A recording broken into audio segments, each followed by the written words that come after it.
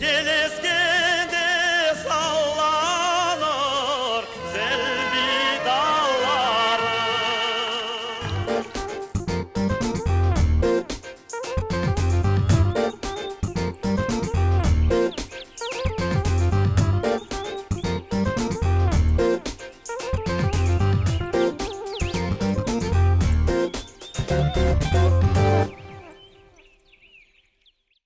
Selamun aleyküm aziz ve sevimli vatandaşlarımız. Milli Telekanal'da Vatan ile Sabah programması o'z işini başlay ve bu acayip stüdyoda sizler için Fadime Seyitmamut ve Abdullah Acı Osman çalışmaktalar. Uyanınız kıymetli teleseyircilerimiz, takvimimiz endi dekabrның 1-ni göstereyip bu demek ola ki endi kış mevsimine adım bastık ve bu bizni pek kuvandıra. Yanı mevsim, yanı başlangıçlar, yanı sayfeler ve yanı imkanlar kıymetli teleseyircilerimiz. Saatlarımız ise 9'nu gösteriyor ve bugün pazar günü biz sizinle beraberlikte 2 saat devamında olacağız. Evet, hürmetli vatandaşlar, biz sizni can yürekten hayırlaymiz. Kışka da biz yetip geldik ve güzel kiyininiz, çaylarga çıksanız, sofralarınızga daima faydalı şeyler olsun, bal, süt, çeşitli şeyler, limonlar olsun, aşanız, hasta olmanız ve daima biz ile olunuz. Niçin? Çünkü bizim programımızda en taze, en meraklı ve en aktual rubrika ve mevzular sizge takdim olunacak. Öyle mi Fadime? Aslında bugün kış sen duyasın mı aslında ilk kış konunu?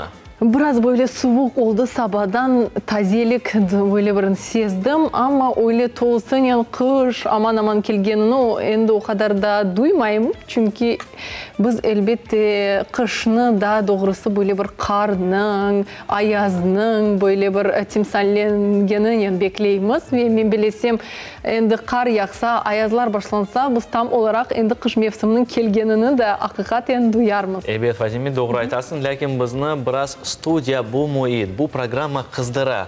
Evet, onun için bu sıcakını, bu ateşçikni biz, hürmetli dostlar, sizin evlerinizden paylaşmağa isteyimiz. Siz de geliniz, bu ateşini birlikte tutaştırayıq ve bu birlik timsalini göstereyik. Şimdi geliniz, yaxşı bir muzikal eserini birlikte dinleyip seyreteyik. Sabahlar hayır. Buyurunuz.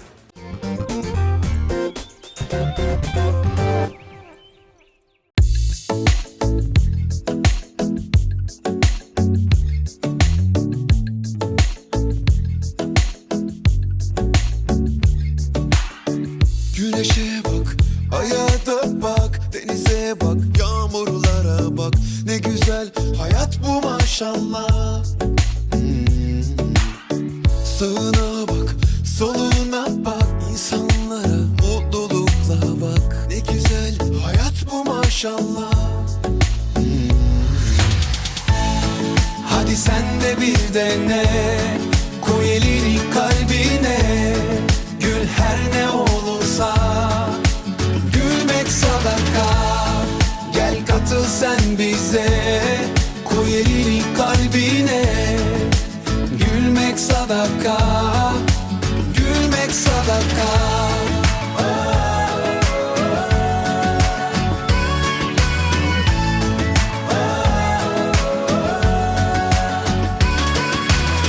Aç kalbini herkese ne olur, sonu elbet mutluluk olur. Gülmek sana yakıştı maşallah.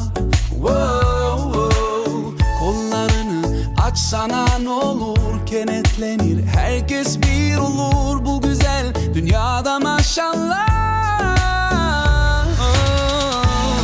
Hadi sen de bir dene, koy elini kalbine. Gül her ne olursa, gülmek sadaka. Gel katıl sen bize, koy elini kalbine. Gülmek sadaka, gülmek sadaka.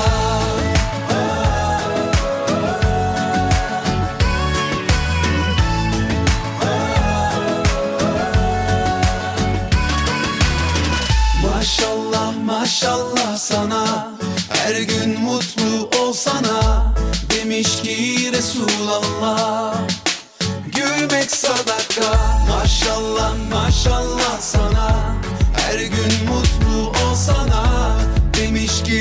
Resulallah. Gülmek sadaka, hadi sen de bir dene. Koy elini kalbine, gül her ne olursa. Gülmek sadaka, gel katıl sen bize. Koy elini kalbine, gülmek sadaka, gülmek sadaka.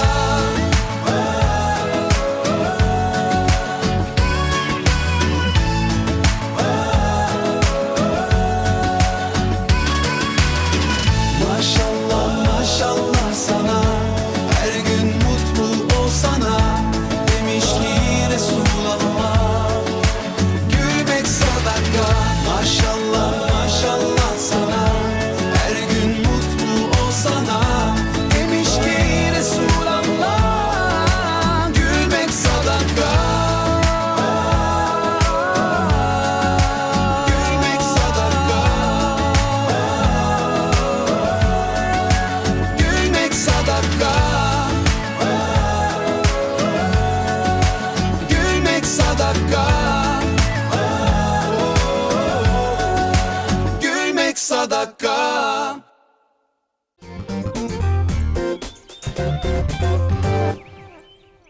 Dostlar, biz devam etemiz. Tamam, Milli öyle. telekanalda Vatan ile Sabah programması ve biz sizlerine kısmetse ikisi devamında yaxşı bir şekilde, samimi bir şekilde, bunun da gayrı kulunçlu bir şekilde programımızı alıp barmağa tırışacağız. Ve aytılgan ki bu programda devamında meraklı rubrikalar olacak. Bundan da gayrı pek meraklı musafirler. Bugün kısmetse biz Kırım Tatar oyunları hakkında söz yürüteceğimiz. Bundan da gayrı bizim sporçularımız ne söz yürüteceğimiz ve elbette Kırım Tatar toyları mevzusunu biz kenede bugün tekrarlap laf edeceğimiz. Ne için? Çünkü tamam bunlar pek aktual bir şeyler. Pek oyun mevzular elbette. Evet, şimdi oyunlar hakkında aytdım da bizim rubrikalarımız çerçevesinde oyun rubrikası da var. Biz yaşlarını yani oyunlarga ve özümüz de öğretemiz ve öğrenemiz. Kısmet etse aslında oyun nege gerektir? Bu ilk evvela bu bizim medeniyetimizni saklamaktır. Çünkü tamam bu bizim oyunlarımızda halkının timsali, halkın çizgileri gösterini ve halkın belki bazı bir oyunlar öyle var ki duyguları yani kederli alda bulunamıyor mesela olarak ya da kulunçlu ya da yaxşı keyifli oynamağa mümkün. Bu sırlarını bizge kimler öğretti? Elbette bu oyun hocalarımız. Oyuncular, evet. Ve kısmet etse ne için tamam biz oyunlarını bilmek gerekmiz, oynamağa bilmek gerekmiz ve bizim balaçıklarımızı ne için oyun ansambullerimizge vermek gerekmiz. Evet, medeniyetimizni inkişaf etip, ondan da gayrı oyun vasıtasıyla öz duygularımızı ifade etmek, bilmek. Bu ne kadar güzeldir ve atalarımız aytkanı gibi bilmemek ayıp değil, öğrenmemek ayıptır. Ve bu ne demek ola ki kıymetli teleseyircilerimiz bizim efirimizde oynakırım rubrikası. Ondan gayrı bizge teşrif buyurgan musafirlerimizin yardımıyla biz bu bütün eksiklerimizni tamamlay olamız. Ve endi kenedi nasıl mevzuga qaytmak isteyimiz? Elbette kış. Dekabr bir kunu, Evet. bazar kunu dostlar. Kışның birinci kunu ve biz elbette bu kun hakkında ve tam olarak endi bu mevsim hakkında da laf etmek isteyimiz. Men bilesem balıkta herkes bu kış mevsimini gayet güzel değerlendiriyordu ve gayet şen şekilde vakit geçiriyordu. Sen balığında nasıl geçirdin bu mevsimini? Nasıl da böyle bir parlak anlar aklında kaldı? Parlak anlar, evet. Gel, Bilesin, anlatayım. mektepte kış geldiğinde yani kar yağganda biz daima azbarga çıkıp karlarını toplap bizim hocalarımız var idi. Böyle bir aynıcı hocalarımız var idi. Aynıcı hocalar. Onlar bizge yaramay ballarını koyaydı.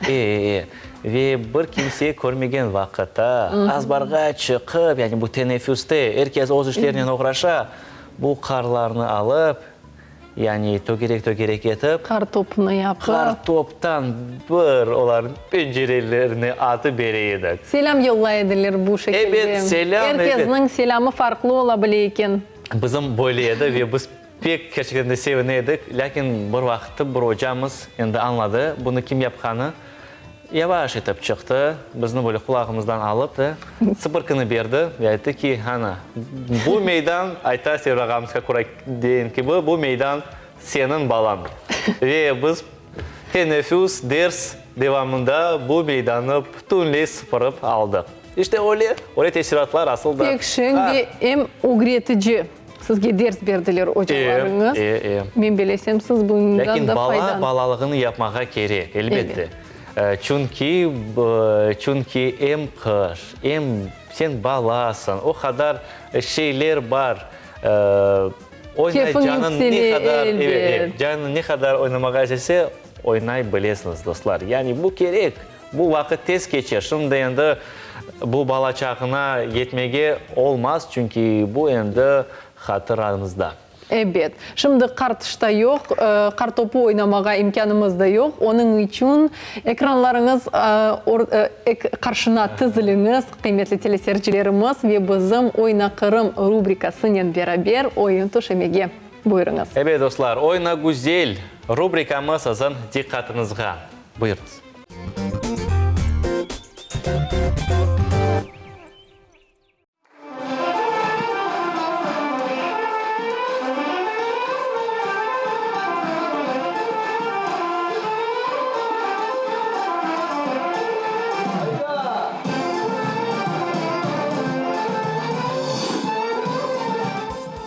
Sayın dostlar, herkese sabahlar hayırlı olsun. Gene de bizim sabahlık rubrikamız Oyna Kırım. Biz sizlerden bugün yanı hareketini öğreneceğiz.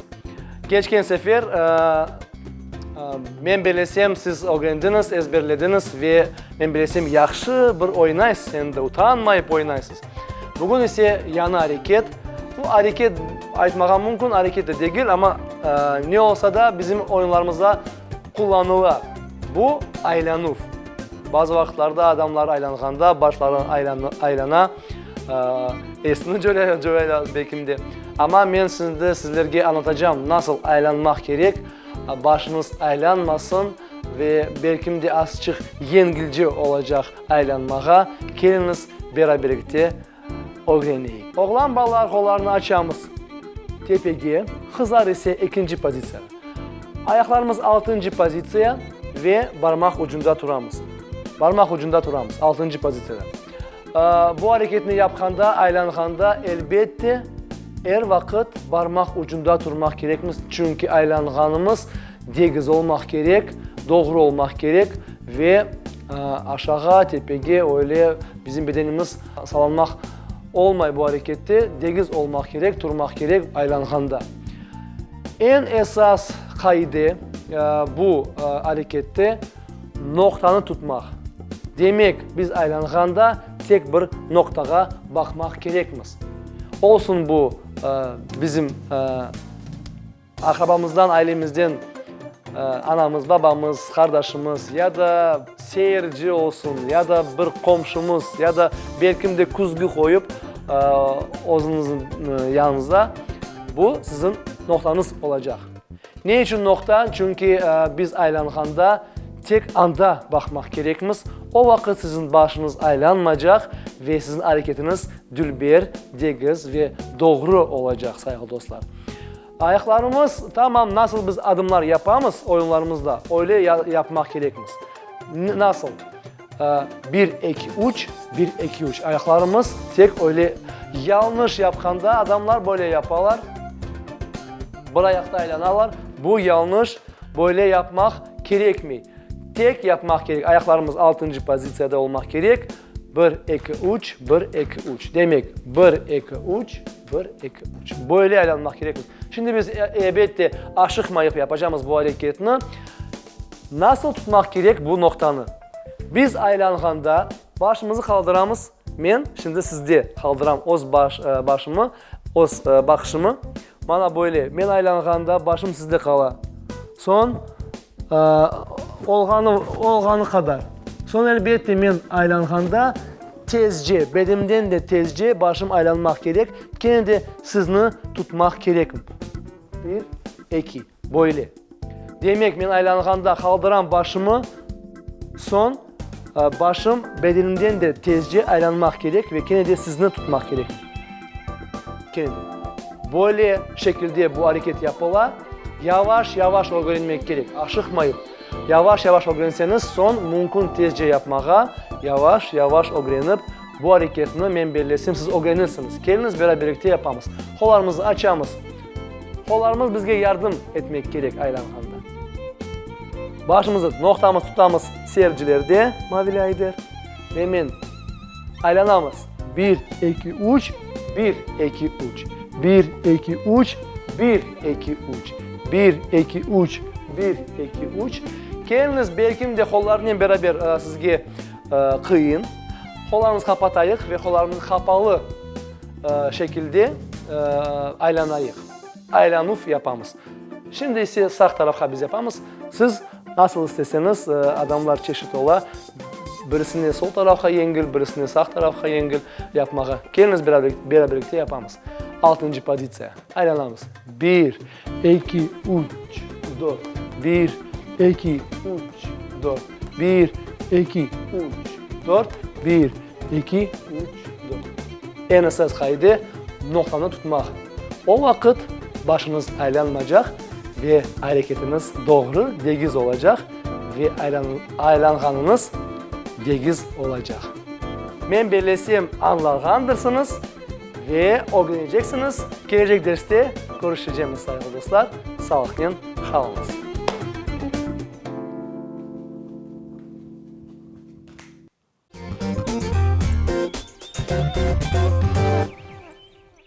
Kıymetli teleseyircilerimiz Oyna Güzel rubrikası sonuna yetti ama biz bu mevzunu ilerlemeye karar aldık. Çünkü bizim stüdyamızda endi misafirler otura ve biz onlarını sizge taqdim etmeye aşıqamız. Öyle mi Abdullah? Öyle Fadime, keliniz taqdim eteyik demek bugün bizim stüdyamızda Zarima Hanım Sırlı Çatırda Kırım Tatar Ansamblının yol başçısı Zarima Hanım, selam aleyküm, hoş geldiniz. Hoş geldiniz. Ayşe Hanım Ablayeva Teseli, Kırım Tatar Bala Yaşlar Ansamblının yol başçısı. Selam aleyküm, nasılsınız, keyifleriniz nasıl? Bugün bazar günü, rahatlık günü ve elbette ilk kış günüdür, sizge hayırlı olsun. Sağ olun. Çok sağ olunuz. İşlerimiz çok güzel. Pek güzel. Maşallah, pek yaxşı. Rahatlık günleringizni nasıl keçiresiniz degan savolni biz bermege isteymiz. Xavye içtik.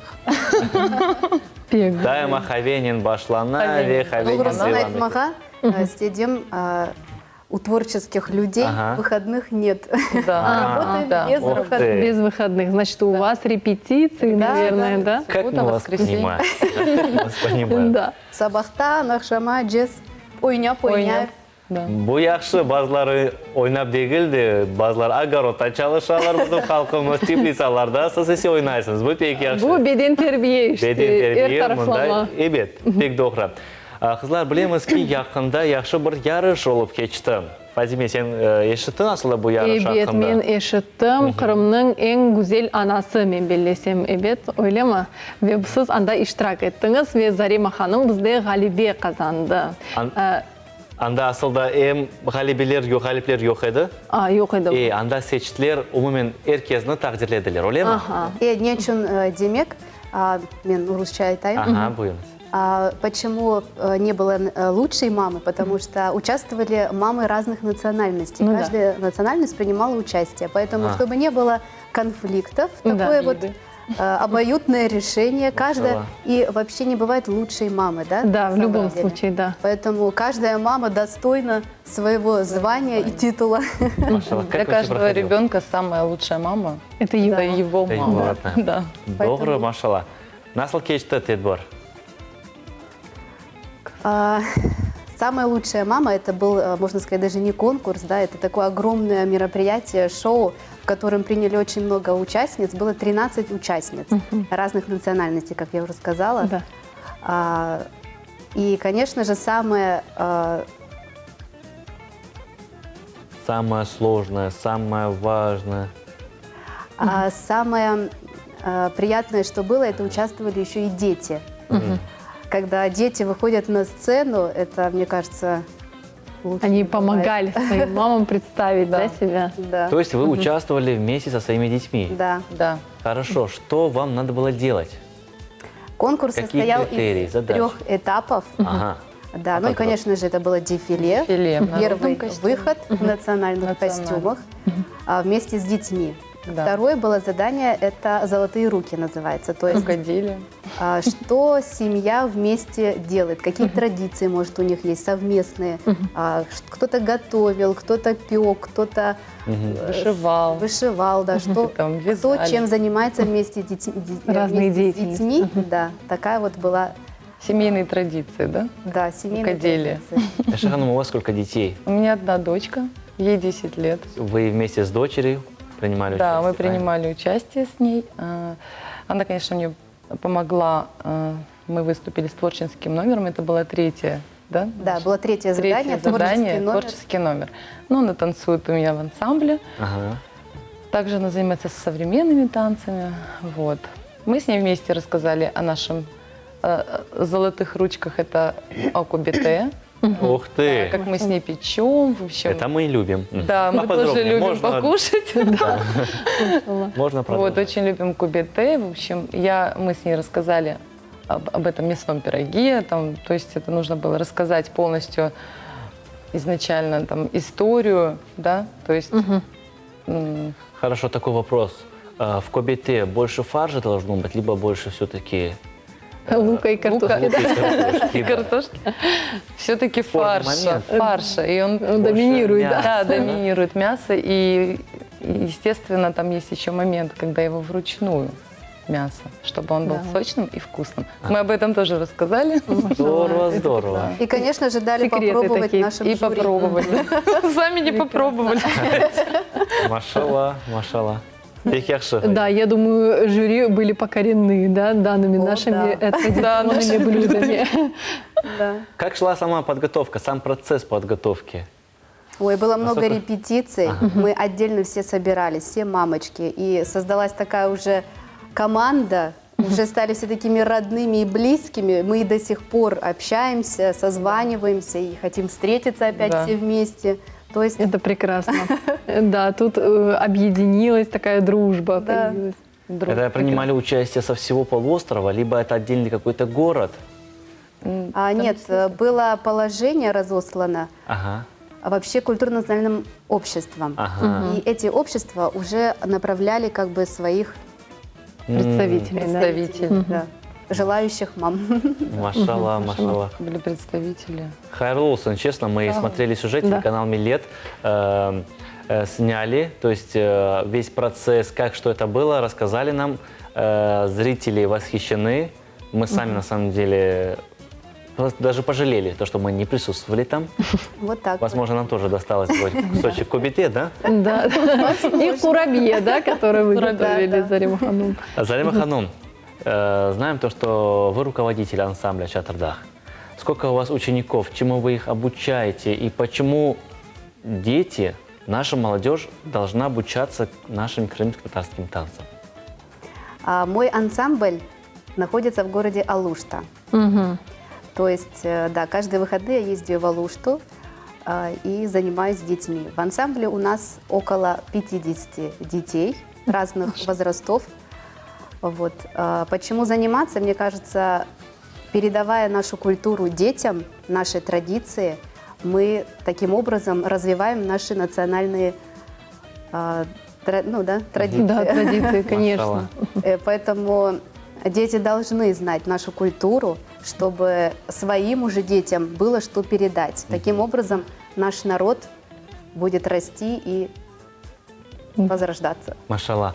Скажите, а вы выезжаете куда-нибудь за пределами, либо другие города, регионы представлять, допустим, свой ансамбль на какие-то соревнования, конкурсы? Конечно же, как и все ансамбли, дети стремятся показать свои таланты в других городах. Мы ездили в Москву на фестиваль, принимали участие. Ну и различные на конкурсы, занявшие первые места и гран-при получали. Там вы представляли народные, да, У нас крымско-татарские только танцы? крымско-татарские танцы, да. Машалла. Там вы ознакомливаетесь с крымско-татарской культурой. Это радует. Машалла. Айша Ханум, вы руководите ансамбля «Теселе». Да, расскажите нам, сколько к вам детишек ходят? Это уже достаточно такой легендарный ансамбль, мы бы Да, сказали, да? нашему ансамблю 26 лет. Да, руководителем и основателем является мой отец, заслуженный артист Украины Мунир Аблаев. Да. Вот. Я второй руководитель, помощница, Да. репетитор. Вот. Получается, да, нашему ансамблю столько лет. У нас 100 детей. Машалла. Машалла, да. Насколько... Всех мы их любим. Мы участвуем также во многих конкурсах, фестивалях. Мы летом ездили вот в город Баку, в Азербайджан. О, Машалла. Да, здорово. детям очень понравилось, конечно. Они были в восторге. Мы сами, мы первый раз были в этом городе. Очень красиво, нас так приняли тепло. Также мы ездили в Турцию в апреле месяце. Ну вот с Металса, наверное, и в этом году поедем. Машалла, есть ли дети других национальностей? У нас Да. есть, Просто но мы знаем, то, что да, есть наполовину. такой опыт, то, что да, другие Есть. представители других национальностей приходят, да, и у занимаются. нас Им Есть, интересно занимаются, это, да, да, им изучать нравится. Они проявляют татарские танцы. интерес какой-то. Есть такой, да. Есть дети, например, у которых отец крымский татарин, а мать Мама русской русская. национальности. Или наоборот. да. А есть, вот у меня есть девочка в младшей группе, Да. зовут ее Вика, ходит на крымско-татарские танцы. Вот нравится ей. Ну, Очень здорово. От души интересно. танцует. Да. Прекрасно. Есть Да. А еще есть детки других национальностей, они изучают крымско-татарский язык. Да.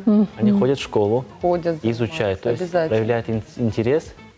Машалла, на самом деле мы гордимся такими людьми. Вот, в общем, так вот мы занимаемся с детьми, им нравится, они очень любят танцы, ну, свои национальные танцы. Вот, хотели бы подарить вам подарок с нашего ансамбля с названием и фото. Ой, çok sağ olun. Здесь вот Çok наши sağ olun. детки и мой отец. Çok sağ olun. Машалла. Очень приятно. Sağ olun. Машалла, ты сильно. Ну и от нашего ансамбля вам подарок небольшой. Да. Машалла, деточки. Фек Дульбер, машалла, здесь фотография есть. Это от нас вам. Мұсафірлеріміз, Çok sağ olun, әдеттерімізді misafirler. күтелер, бізге идеялерді Çok çok sağ olun кетірділер. Зарема Хану. Сізге. Так, Çok sağ чатыр, olun. да. Çok sağ olun. Вот, пожалуйста. Gelin Çok Saluşta'ya sağ olun. bizim konsertlerimizге. Мұтлақа. И к нам тоже Не вақыт өз сүйені біраз яқын шиве оқшай Ешітсең, ештесің. не де güzel құлағыңа келе ойнаймыз. Еліміз, достар, Алуштая, әбірәберлікте ойнайық, гулейік, шенленейік. Здорово. Çok sağ olunuz bakışlarınız için. Еда Сахом. Çok sağ olunuz. Аллах разы olsun. И у нас есть такое правило. Когда гости к нам приходят в студию на программу, мы предлагаем им поиграть с нами в игру. То есть им дается задание, которое они должны будут выполнить. Если они справятся с заданием, то это хорошо. Если не справятся, мы вместе справимся, да, как плохо. говорится, да. Сегодня вам будет такая задача поставлена. Каждый из вас, Зарема Ханум, вы должны будете обучить Меня. Фадиме Ханум, да, мою Соведущая. соведущую, хотел сказать, спутницу жизни, да, соведущую. Вам надо будет обучить несколько, не приемом даже, нескольким движениям, да, крымско-татарского танца. Также и вам, Айше Ханум. С удовольствием. Не то, что она не умеет танцевать, да, а то, что вот вы как руководители, вы знаете лучше, вы красивее танцуете. Да, и вам, наверное, это обучать привычнее стоя, а здесь у нас такая задача, что нужно сидя. Сидя. Да. Ну, так как мы пропустили сегодня наши утренние репетиции, Опа. мы проведем Проведем репетицию ее. здесь. Начать с пробежки, да, 5 километров. Да. Но самое главное в крымско-татарских танцах для девушки, да, это руки. Положи. Потому что она в платье, в красивом, в феске красивой. Она работает только руками. Это кисть, вот большой палец и средний палец, они должны тянуться друг к другу. Получается кисточка. И пальцы вытянутые вдаль. И взгляд за этими ручками. Вот. И плавным движением мы делаем вот Поворот так. кисти. И вот так, да. И также второй ручкой можно сделать. Bir şeyler benzemiyor belli. Машалла. Машалла, у вас очень красиво получается. Абле. Догро. А, блин, doğru. Мына. Машалла, Tamam, бля. машалла. Еще одно упражнение. Так, дан бір бахмая бұ қолға. Ага. Сон бұны ерне қоймай башқа қолға. Ничего анда бахмай керек, анда бір шолмай керек ма? Йох, почему мы смотрим вообще, почему Да. находится у нас в этом положении? Ага, да? почему? Почему? Потому что все женщины любят носить украшения. Да. У них вышитые костюмы, украшения, браслеты. И Да. поэтому они как бы ручки. показывают это все, демонстрируя красивыми движениями. Здорово. Своими Любуются, да, Смотрите на еще? мои украшения, да. Машалла. Пек. Бекбер ақылы, çok sağ olunuz. Да. Айши ханым, ваш выход. Также мы делаем положение, да, с подготовительной позиции. Можем наверх поднять, приподнять. И также смотрим, любуемся своими пальчиками, красивыми ручками, украшениями, да. То есть такая волна идет сюда, сюда, опустили, да. Также мы можем делать в этом положении на ручке. Также смотрим, поворачиваем кисть, открыли. Еще раз. Раз и два. Также переводим сюда и здесь. И раз. Прокрутили на своей кисточке. Пальчики. Пальцы постоянно в напряжении. Целая Да. гимнастика. Можем слушайте, я уже сделать такую устал. волну. Да. Волна. И это еще Сюда. должно идти Также и изнутри, здесь от души. волна. От души. Любуемся своими красивыми ручками. Машалла, у вас очень красиво И еще получается. Çok sağ olun. очень такой момент. Девушка в крымско-татарском танце, да, у нее взгляд должен быть такой стеснение, как бы. Она не имеет права смотреть мужчине в глаза, она так как бы стесняется. Снизу, скромная, да. Скромность, да, Ama bizim гордая. adetlerimizden, kıymetli teleseyircilerimiz. Alçak gönüllü kızçıklar, nazikler. Машалла, Фатме, сен бегендің? Evet, men pek beğendim. Çok sağ olun. Асылда мультихаслар әрекетлері дuyula. Evet, олар farklıana. Evet, evet. Bekleyeme sizi репетиция. Aha, çok sağ olunuz. Davetini de aldım. Endi kısmet olsa. Мені Сердес ағам қызмет етсе, Ogrettir. огретежек, енді Күн оның келер. ансамбліне кірeceğim, evet. Күн келер biz Abdullanen endi bu meydanda belkim de oyun taşırmız. Böyle bir Ага, күнлерден бір күні бекім де біздің бір ойын ансамблінің, білмеймін, талебелері яқшы оларақ біздің давет етерлер белкім де. belkim. Мұсафірлер Ne оларақ. vermeyen Allah'ım. Такой вопрос. Танцы это хорошо. Почему именно танцы вы выбрали этот вид? Я вообще танцую с детства. С самого детства меня моя Анашка отдала вот хореографический кружок. На тот момент, это было в 90-е годы, был у нас очень единственный, можно сказать, ну вот Теселе был, и самый знаменитый это Джемиля ансамбль, наверное, все Да. его знают. Да, я ходила туда. Так как я жила в Алуште, моя мама специально на выходных привозила меня в Симферополь в этот ансамбль. Я каждые выходные, будние дни я ходила в школу, а выходные приезжала на танцы в ансамбль Джемиле, в Джемиле Ханум. И она настолько завлекла этим, настолько я была влюблена в это, что я вот пошла постепенно дальше. Это Стала повлияло на Джемиле выбор Ханум. вашей профессии, машалла. Машалла. А вы, Айша Ханум? Я вообще с Дочка детства, я Мунира просто Аблаева, да? выросла. Я Для Потому выросла. что выбора не выхода было, нет. да? У меня не было даже, ну, может быть, и был выбор, Ага. в принципе, но я Он вас я с посадил, говорит, детства- хазам, сегодняшнего дня. Нет, вы знаете, он наоборот говорил, может, хазам другую профессию выберешь. Ух ты. Все-таки танцы это так сложно, это такой труд. Очень, очень это тяжело. Гастроли, то есть, да, ты постоянно как бы где-то. Разъезды, конечно. Да, разъезды, семья, вот все-таки ты же там, нет, баба, вот я хочу, я с детства танцую, мне нравится. Я в ансамбле Хайтарма, потом ансамбль Харым.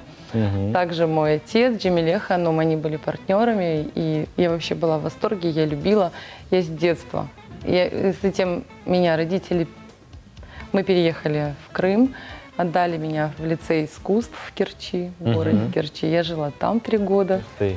Да, с 10 лет до 12 я обучалась там хореографии. А потом они меня перевели в Симферополь в школу искусств, также на хореографию.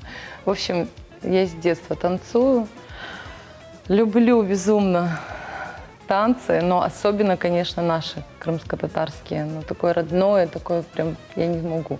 В данный момент я танцую артист балета в ансамбле «Таврия». А мы танцуем различные танцы, танцы народов Крыма. Но крымско-татарский для меня это особенный, поэтому Это у нас я в долго крови, да? работала, да, в татарском театре, но так получилось, что я Работаю в ансамбле «Таврия» сейчас, но занимаюсь с детьми нашими национальными танцами. И все-таки я им, как бы, может быть, сказать, там, не уговариваю, а внушаю любовь, да, к своему национальному танцу, вот так же, как и другие национальности, да, безумно любят и танцуют только свое. Дагестанцы, чеченцы, Да. В первую ну и очередь, другие национальности Кавказа. Да? ребенок должен знать свои национальные, свои народные. И танцы, язык обязательно, да. традиции, обычаи. А потом уже, Можно и если другие да, народы. что-то ему изучить. интересно, такое. уже что-то и другое. Для разнообразия.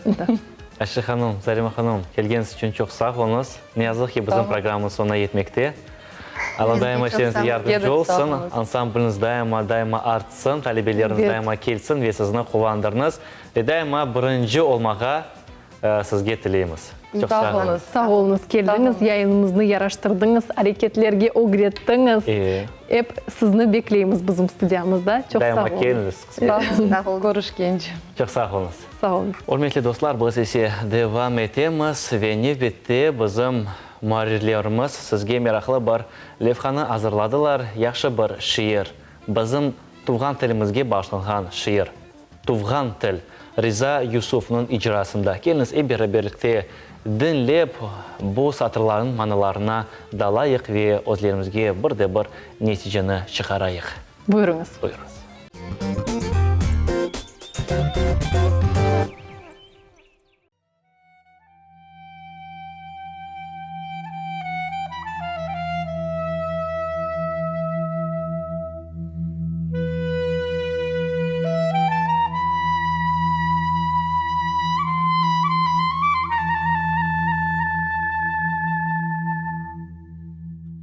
Бекир Чобанзаде, туған тіл.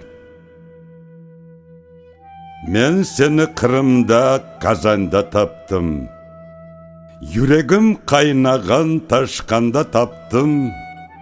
Жат елде мұғайып, ажынып жүргенде, ұмытым, хаялым, шай түшіп жүргенде бойныңа сарылдым.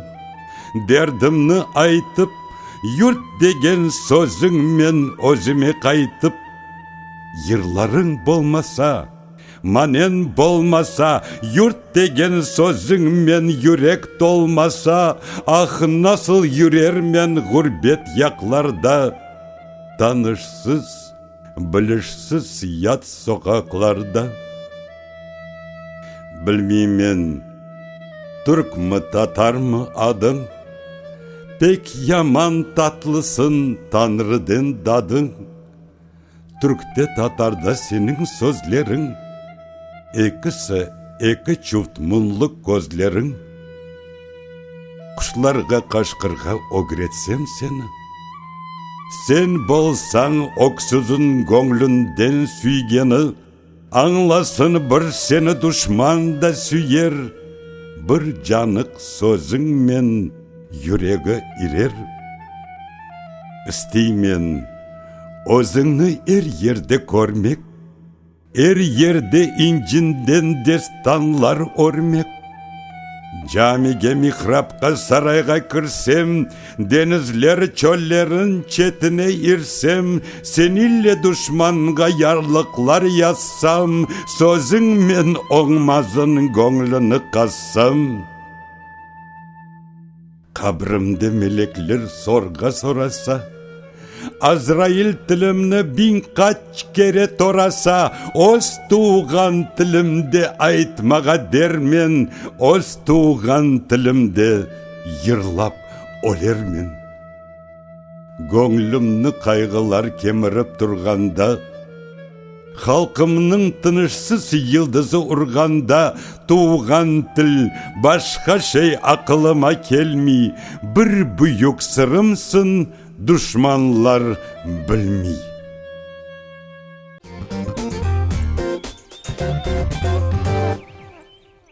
Hürmetli dostlar, Vatan Eli Sabah programması devam ete ve biz bu şimdiki көтерілген mevzu hakkında, yani bu rubrikada көтерілген mevzu hakkında söz üstümeге isteyimiz. Evet.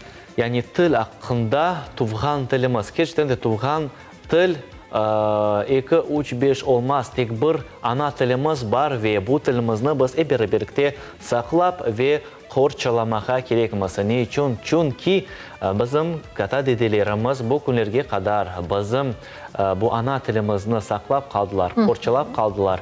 Бізден лаф етелер ве енді бізде олардың балалары, олардың торынлары оларақ бұл тіліні алып те, енді өз балаларымызға, яш несілімізге öğretmege керекміз. Чүнки тіл бұл біздің ең esas халқының байлығыdır. Тіліні дайыма біз білмеге ве лаф етмеге керекміз. Ойлаймын, Фазиме? Tamam böyle Abdullah. Biz bu mevzu uğrunda daima laf ettiğimiz ve inşallah da laf edeceğimiz kıymetli teleseyircilerimiz. Çünkü bu pek mühim ve biz ona gerekli derecede emniyet göstermeye isteyimiz.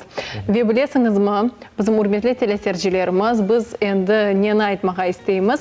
Instagram ve diğer içtimai ağlarda biz göremiz ki yaşlarımızın ve endi diğer de kıvamına yetken vatandaşlarımızın da failligini biz göremiz. Ve bu hafta devamında biz birkaç soru geçirdik. Onlar arasında böyle sualını biz verdik bizim abonecilerimizge. Kırım Tatar tilinde, Kırım Tatar tilini daha doğrusu bala qayerde öğrenmek gerek ve iki çeşit variant verdik. Mektepte mi ya da evde mi? Ve bizim vatandaşlarımız farklı cevaplar verdiler. Ama bizni her birisi ayrıca kuvandırdı. Çoğusu elbette ayttılar ki evde onlar ana tilini öğrenmek gerekler.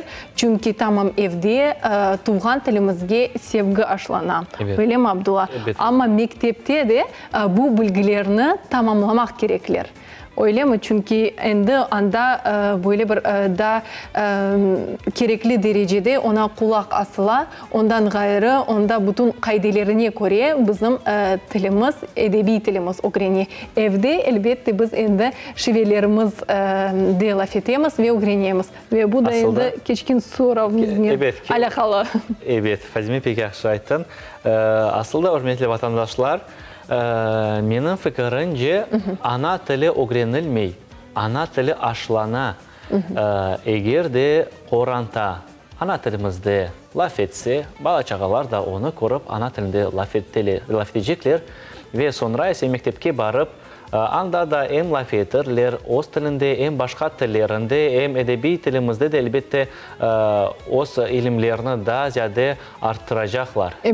Lakin eğer de Kur'an'da da ana babası ana tilimizde Kırım Tatar tilinde laf etmesi, bu balacık Kırım Tatar tilini bilmese ve mektepke barıp da Kırım Tatar derslerini katnasın, o endi böyle mükemmel bir şekilde ana tilini öğrenip olamayacak. Evet. Çünkü kıyın eğer de öğrense, lakin bu endi biraz pek kıyın olacak. Lakin öğrenmeye gerek. Bu endi sebep değil aydım. Benim Kur'an'da Kırım Tatar tilinde laf etmeler demek aydım. Ben de endi laf etmeyeceğim. Yok. Bu mesuliyet. Bu bizim boyun borcumuzdur. Ana tilimiz bu halkının baylığı. Evet, tamam böyle men Abdullah'ın lafını böyle bir sürekli bölmege isteyim. Çünkü neni aytmağa isteyim kıymetli teleseyircilerimiz bazı vaxtları böyle ola ki biz öz balamızla Kırım Tatar tilinde laf etkende bazıları aytalar ki o da küçük, siz onun endi ana tilinde laf etesiniz ve o sizge cevapını beri. Nege biz böyle cevap vermek gerekmiz. Biz öz ara eğer de Kırım Tatar tilinde laf etsek bala onu eşite ve o şu sözlerini tekrarlayacak. Ama lakin biz bir ola öyle şeyler Rus tilinde de kaçırsak, çünkü biz hem işte hem anda hem bunda Rus tilinde de laf etmek gerekmiz. Bu da bizim devlet tilimiz. Ve biz bu sözlerini kaçırganda bala onu da duya ve onun beraber o Kırım Tatar tilinin bir sırada bu Rus sözlerini de öğreniyor. Ve ben nege esaslamak isteyim sizin dikkatinizni.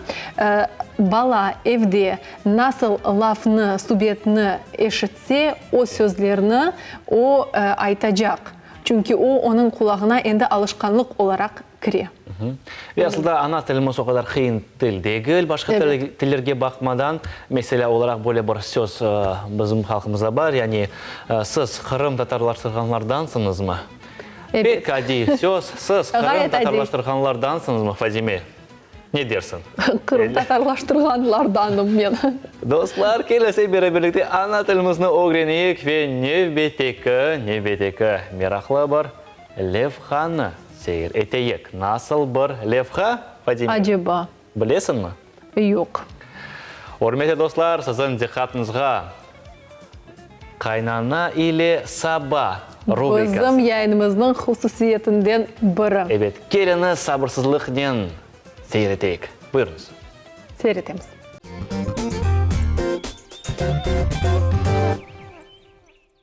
Сабалар хайыр, мені севімлі, сайғылы алтынларым.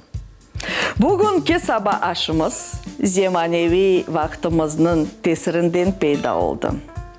Ләкин біз оны біле, бізім Қырым татар дүния бақышымызға көре келіштірежекміз. Лафын қысқасы, бүгін біз дембел пицца япажақмыз. Мен де bu adımdan pek güldüm. Ama onu meni sevimli torunçuklarım onu öğrettiler. Aklınızda mı? Geçen hafta kızım geldi torunlarla beraber. Elbette olar mı ne deseler onu yapam. Anası o kadar yapmay, ne yapsa aşasınlar deyip. Ama men onların canları ne istese onu yapam da dayanamayım. Geldi buyugu yanıma. Pita, bugün sabahlıkka dembel pizza yapsa dey. Vay balam, dembel pizza degen ne? Yok, pizza o kadarlık. Pizza ne olğanı bilem. Bu İtalyanları aşıymış. Ama ben bilesem, bu İtalyanlar Türklerden onu aldılar. Çünkü Türklerde ona oşağan ne var? Lahmacun degen aşı var. Ana İtalyanlar onlar da bizden, Türklerden de onu aldılar. Vay balam ya dembel bir pizza degen ne ya? Mına böyle alasın otmek, üstüne mayonez yakasın, ketçup yakasın, son kalbaz doğraysın, kaşkaval yapasın, doğraysın üstüne. Son onu fırına koyasın. Ona sana olğan dembel pizza. Ne için dembel olğan men anladım. Çünkü böyle adi pizza yapkanda hamur basmak gerek, işte onu açmak gerek. Ama böyle dembel soyuna hazır olğan otmekini alasın da onu yasaysın. Ona bizge ne gerek? Anlağanızga göre otmek, kalbas, elal kalbas, kaşkaval, hem de mına böyle souslar mayonezinin ketçup ve üstüne tülberleştirmek için elbette maydanoz. Alamız tahtamızını, keskin bıçağımızını ve yaxşı tırıp kalbasımızını kesemiz. Erinmeyip kesemiz. Sakın kalbas iri olup kalmasın. Çünkü üstü de dülber olmak gerek. Bu kalbas degen şey, o da bizden geldi. Onu adı bile kalbasa. Rusça kalbasa dep aytalar. O Türkiye adlardan birisi. Kol basa. Evvel ezelden onu kolundan yapaydılar. Etin keseklerini iri olsun, ufak olsun, kıyma olsun, hayvan içeklerini kolundan bastırıp koyaydılar. Onun için kalbasa oldu. Mına biz onu yaxşı ettirip kestik. Şimdi kaşkavalını da erendeleyik. Ama ben böyle pek ufak olğan istemeyim. Onun için biz onu biraz irice yapayıq. Asıl onu acımasak da olur. Kaşkaval çokça olsa daha güzel olur. Ана şimdi biz оларыны топлайық. Oğlum, kaç tane yaşayacak? 5 tane olsun. Çünkü ötmekimiz sinecek. Ama bu dembel pizza pek lezzetli olup çıka. Onun için onu bir kesekten kimse doymaz. Men kelinimden gayrı. Mana alamız bu souslarını. Başta mayonez, onu sevmesem de ne yapacağım? Рецептін öyle деп yazılganlar. Çünkü pek öyle mayonezli olsa men beğenmeyim. Oğlum da pek beğenmey. O kadar men torunlarımın da olganda yapıp baktım. Pek dülber olup çıkan. Onu toy sofraga bileleyik. Ama şimdiki toyların sofraları ne istesen var. Kuş sütten gayrım. Ama biz gelgende toyların azbarımızda yaptık. Ah ne güzel zaman edi, ne güzel zaman edi. Birkaç yıl evvelsi oğlumunu evlendirdim. Akmeçit'in en büyük toy salonunda geçti bizim toyumuz. 300 kişi geldi. O kadar güzel yaraştırmağa onu tırıştık. Ama toyumuz biraz güzel oldu. Ama gelinim öz köyünde azbarda, çadırda yaptı, palatkalarda. Gelinime aytmаңыз. Ama anda olganlara ayttılar. Vay gelinin toyu pek şen olup geçti. Bizimkiden de şen. Ne için olgan, öyle olgan bilmeyeyim. Haydi. Son üstüne biraz ketçup koyamız. Ama men bu magazinni ketçuplerini beğenmeyim. Ne desem, men onu özüm yapam.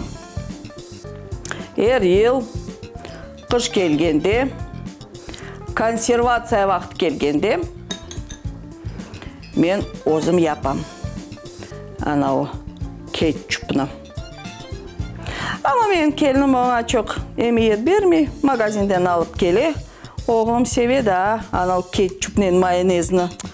Uf. Tap canım sıkıla. Menkini aşamay. Ne içindir? Yok magazindeki daha güzel değil. Bir şey anlamay o kız. Üstüne kalbas sepemiz. Onu da ne yapmak gerek? Mümkün mikrovolnovkada yapmak, mümkün fırına koyup. Kim nasıl istese. Eğer vaktiniz az olsa, şimdiki zaman öyle, hepsini aşkıp yapamız. Onu mikrovolnovkaga koyasınız. Bir dakika içinde hazır ola. Eğer vaktiniz çok olsa, hem de siz böyle biraz peksimetleşken ötmekini sevseniz, elbet onu fırına koysanız da olur. Üstüne de kaşkaval koyamız. Acımayıp. O pişkencik da bir fikirlerimden paylaşayım sizinle. Biz bu pizzalarını yaptık ve mikrovolnovkaga koyamız. Böyle açıp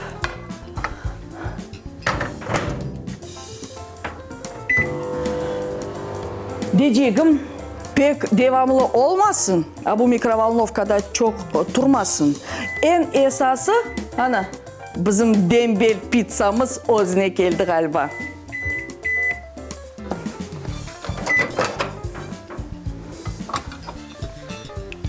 Endi onu üstüne yaraştırmak gerek. Bu dülber maydanoz yapraklarını açıp koymak gerek. Hem koz için faydalı, çünkü dülber, Emdi maddeni güzel. Onu kokusu, onun içinde olan vitaminleri insanga pek büyük fayda verir. Oğluma yapkan dembel pizza hazır. Ha, kendime de yapayım. Ama o da her vakit o figuranı saklay. Onun için oğa mayonezsiz yapayım. Ona tekaran özüm yapkan ketçupten yakayım. Aşasın. Sevse sevmese de aşasın. Kalbas. Haydi çokça olsun çünkü bir taneden ziyade aşamay o kız. Ne yapacaksın? Hem de kaşkaval. O da pek çok olmasın. Semirerim dep korka.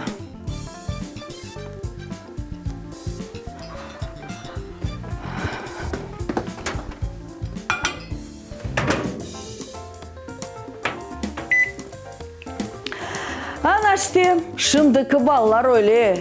Her şey zemanevi şeylerini tez kabul eteler. Ana telefonlarını almış. 3 yaşındaki men torunum menden yaxşı bile ana iPhone ne olganını. O pizzamız hazır. Hayda kelinime de bir yapraç koyayım. Böylelikle bugünkü sabahımız hazır. Aşınız tatlı olsun. Sevimli. Benim hürmetli, saygılı, aziz altınlarım. Yaxşı adamlarga sabahlar hayır.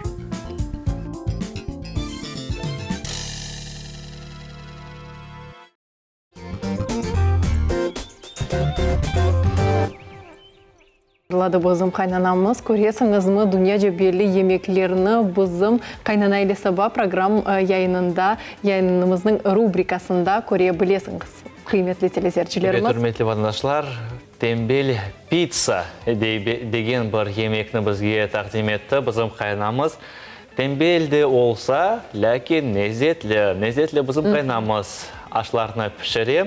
Ve menimce bazı vaxtları öyle ola ki, yani vakit yok ve tez bir şey yapıp ve aşamaya gerek ya da bir kimseni aşatırmak. Tamam, bu reseptler pek gelişe. Demek bu reseptlerin bir faydaları var. Öyle mi Fadime? Evet, ben bilesem böyle bir onu çetke yazıp ve onu sürekli böyle bir hazırlamak da mümkün ve sabahlıklarının bir kununu böyle bir kurtarıcı alga getirebilir.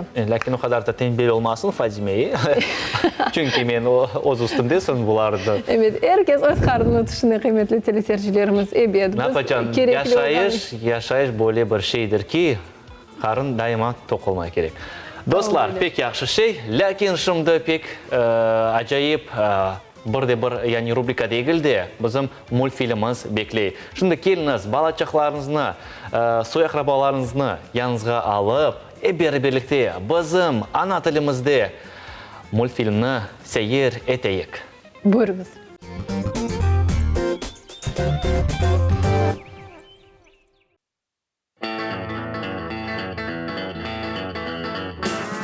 Her şey mına böyledir. Biz ketmege isterdik, gemege yetiştirmezdik. Kelgendik, böyle kederlengendik. Yalnız kaldık, endi nasıl çıkacağımız, bunda kalacağımız, nasıl olacağımız. Ama biz her şeyden kolay geçtik. Ögümüzden ağırsızlık geçti gitti. Yolumuz pek uzun, tek öpken. O bizni getirecek hallere gel.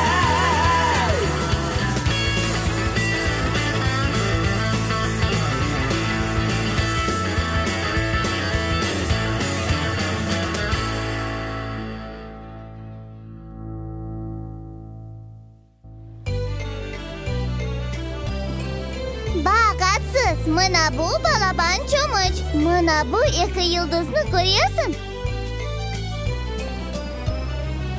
Ularının arasını parmaklarının ölçü. Pek yaxşı. Endi ise ulardan chetga mına bu ölçümünü 5 kere sayıp koy. Neni görüyorsun? Bu demir kazık. O her vakit şimal kayda olganını gösteriyor. Endi yıkla. Geceler hayır atsız. Tatlı tuşlar kor. Haydi hazırlan Pio. Birazdan 8:30 olacak. Bağışla Diva ama bugün keyfim bozuldu. Bir şey istemeyeyim. Pio! Bilesің де сөмлі filmimni asıl kaçırıp olmayım. Qani tez ol, men seni 2 kere soramayacağım. Yaxşı ama bu son kere. Sakın kulmeniz ve laf etmeniz. Mobi cep telefonunu söndür. Birinciden geçken bölümlerini hatırlatayıq. Erkek kızga giyine ve o erkekке giyingen kız kardeşinin görüşü. Sonra da ona sevda ola. Olmayacak şey. Sus ve dinleme geber. Devam et Pio. Şu dakikası bir kimse kafana kalktı. Bu 1040. bölüm. Men bir tanesini de kaçırmadım. Aferin. Kimse kafana kalktı. Ben açtım. Kim iken? Ben bilmeyeyim. Men de bilmeyeyim. Sen bilmiyorsun. Eğer açsanız bilirsiniz. İlk açayık ve kim bu bakayık. Kettik bu kim bakayık. Toktasa bir şey unuttum. Karaman yanı unuttu. Bunu gelecek bölümlerde görebilirsiniz.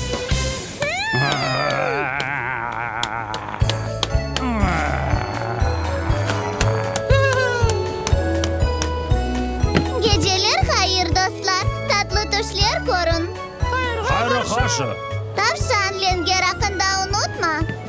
Yaxşı Oli.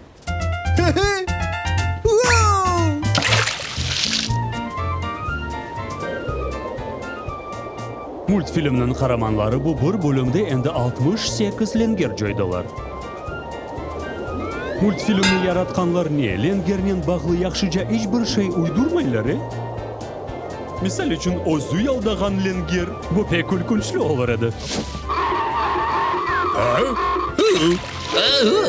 Ya da yaldamaga bo'lmagan Lenger bu suda kulkunchlidir. Bir neticesi var. Gemi butun gece yolda yolcular ise bilmey kalırlar. Son deniz aslında temizce olur edi. Lakin senaristler bunu istemeyler. Onlarını kim anlar eken? Lengerni ko'tar tavşan. Yoluna devam etmek gerekmiz. Dostlar, bakınız kimse dünyanın gece Lengerni çizdi. Ya sen onu baylaganına eminsin? Men? Ya onu sen baylamak gerek edindi. Çünkü dünyanın salıydı. Salı, dün cuma ertesi edi. Bu mühim değil. Geliniz anlayık. Akın bizni kayda getirdi. Men kogertege çıkarım. Ne? Bu geminin kogertesi yok da. Sen öyle düşünüyorsun.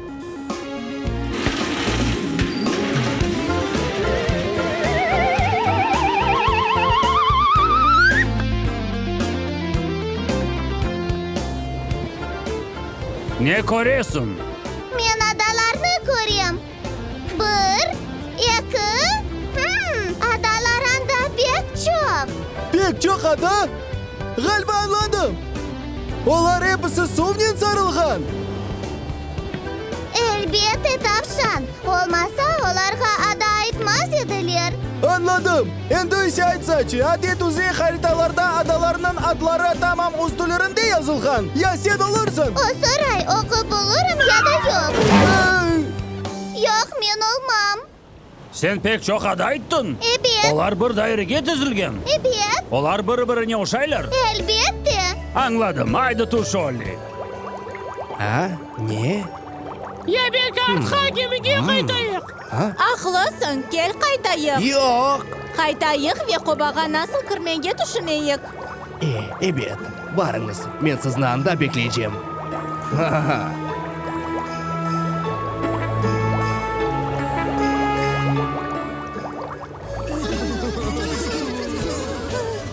Моби, маңа бір атымлы су басты геміні құрчы. Атымлы су асты кемені құрмақ. Бұңа ең аздан 1 ел керек olur. Егер о 1 сааттен азыр олса, демек бекілерім. Яхшы дива, мен құтысынен оғрашырым, сені семоби моторны яп.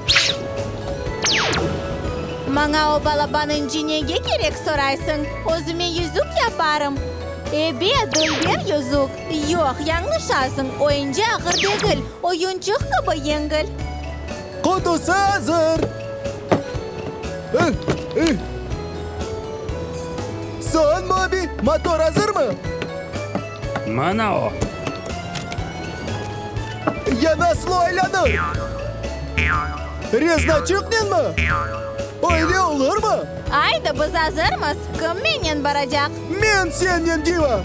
Пек яқшы, атсыз сен де қошыла білесің. Мен мұнда қалам. Мен де барacağım. Мен мобинел қалажам.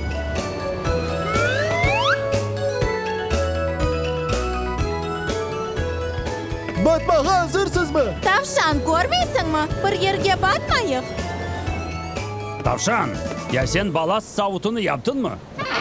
Sen ne dedin? Balast savutunu tavşan omutlak gerek. Onu suvnen doldurmak gerek ve son gemi denizge batar. Yok, men onu yapmadım.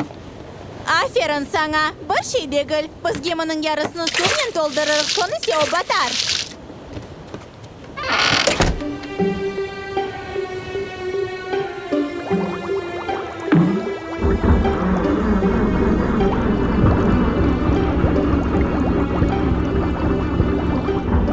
Munda pek karanlık. Fenerlerini yakça. Fenerlerini iliştirmeye unutmadın. Elbette unutmadım. O geçire kaldım. Sen o geçirak koydun. Geçiraklar suda yanmaydı. Sakin ol, ben şaka ettim. Mana, toxtanız. Vay, o pek dülbir.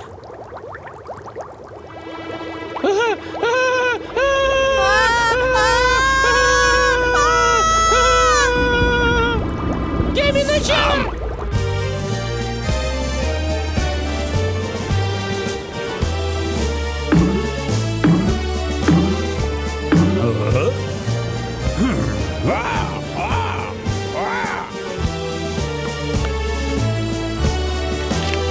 Sanki bileydim, bu beyaz kuyruklu kartal.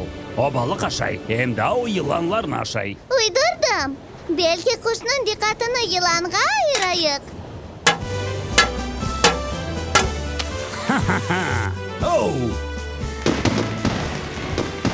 Oh! Bu nasıl sesler? Bu çapçak артından pek lezzetli yılan kovalay.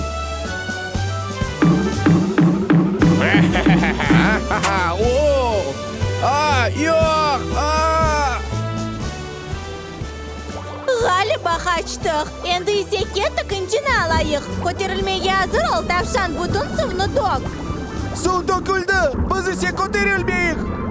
Ya ne oldu? Ne için bir şey yapıp olmaysın? Yok, her şey ince için. O karardan ağır. Korkam ki incini kaldırmaya gerek olur. Yok, sakın kaldırmayacağız. Haydi, yaxşı.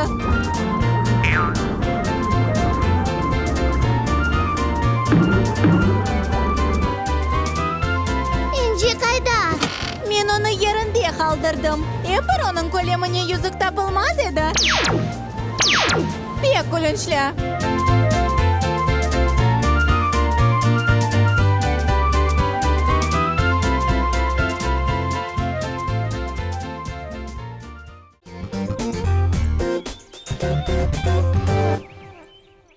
Kenjilerimiz için gayet şen ve ana tilimizde hazırlangan multfilm taqdim etildi. Men bilesem hepimiz zevk ile onu seyir ettik. Evet, hürmetli dostlar, hepimiz beraberlikte biz de seyir ettik, biz de çok şeyge öğrendik, meraklandık ve növbette bizim stüdyamızda musafirimiz bulunmakta. Adi musafir değil. Evet. Çempiyon, sportçu, boksçu, Batır Ahmedov. Selamünaleyküm. Selamünaleyküm. Hoş geldiniz Batır Bey. Hoş geldiniz. Keyifleriniz nasıl? Все хорошо, alhamdulillah. Ay maşallah. Men şimdi Batır ağa böyle bir teklifim var. Dostlar, keliniz şimdi Бұл инсан ким олғанына бір даққан ішінде сізге шымды күшік бір левха аңлатacak. Келінсе бері-берікте сейір етейік. Buyurunuz.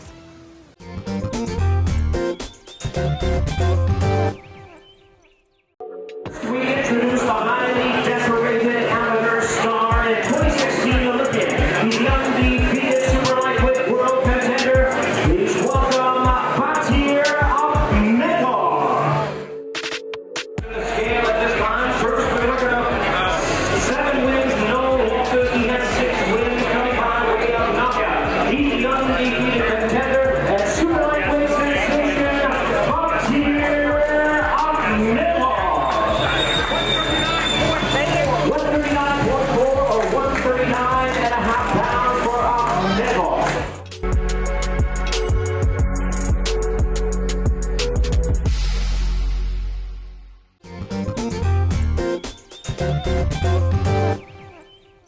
Іште батырға бұшымды көрдік, күшік бір презентацияны, яғни бірде-бір бой олacak ve ана конференциядан соң сіз бұл инсан, асылы ким бұл инсан мен асыл бір бой. Білеміз ки бұл ади бой дейгіл.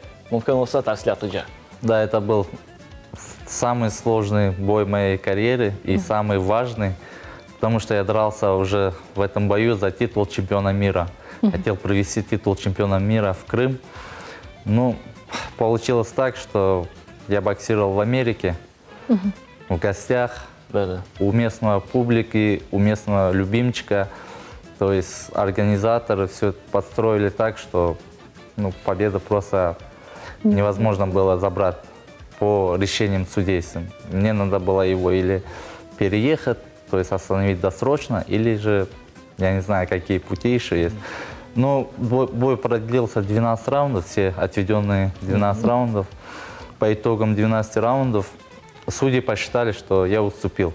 Ну, мы сразу же подали протест на бой, на рассмотрение решения этого боя, потому что все в мире понимали, что это несправедливое решение судейское.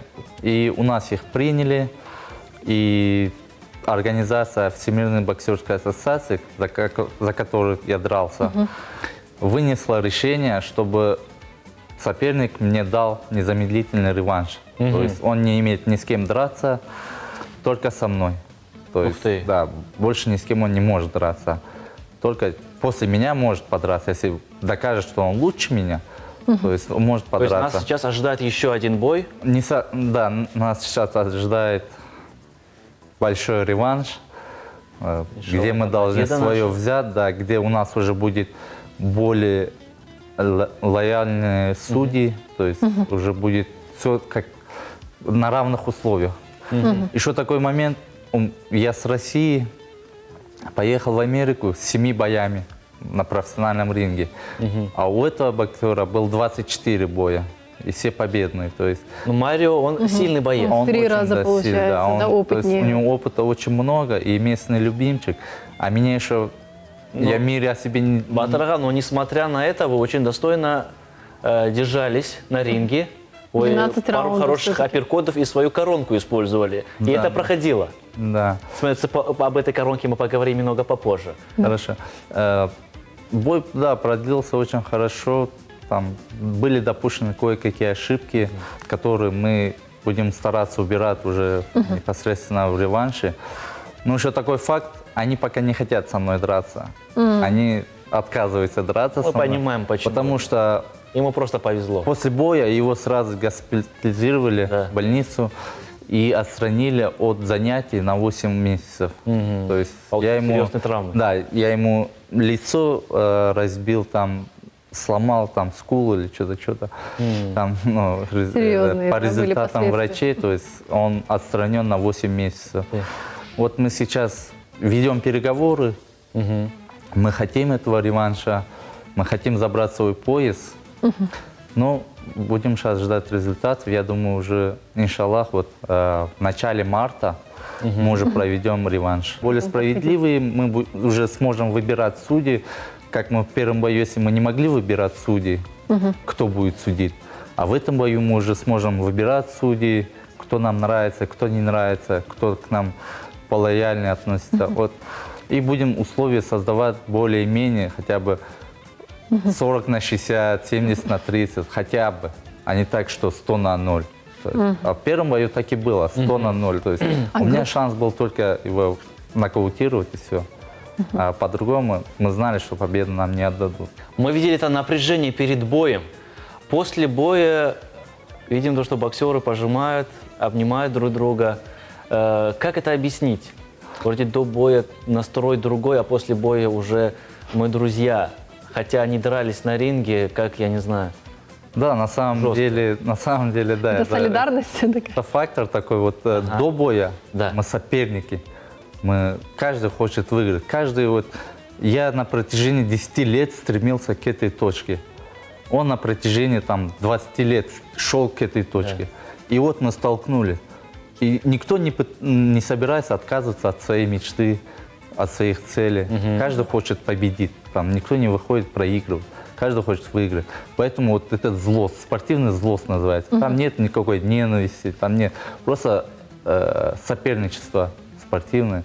А после боя мы обнимаемся, все, общаемся, можем иногда в одном отеле живем, пойти поужинать можем. Здорово. И в дальнейшем мы остаемся друзьями, можем переписываться иногда, как сложится бой. Так никогда и не скажешь, да, то, что бойцы, оказывается, потом после боя сидят за чашечкой кофе, да, переписываются в Телеграме, еще что-то. Да. Здорово. Мы, знаете, мы наблюдали за этим боем, перед боем, после конференции у вас была битва взглядов. Вот именно битва взглядов всегда очень интересная.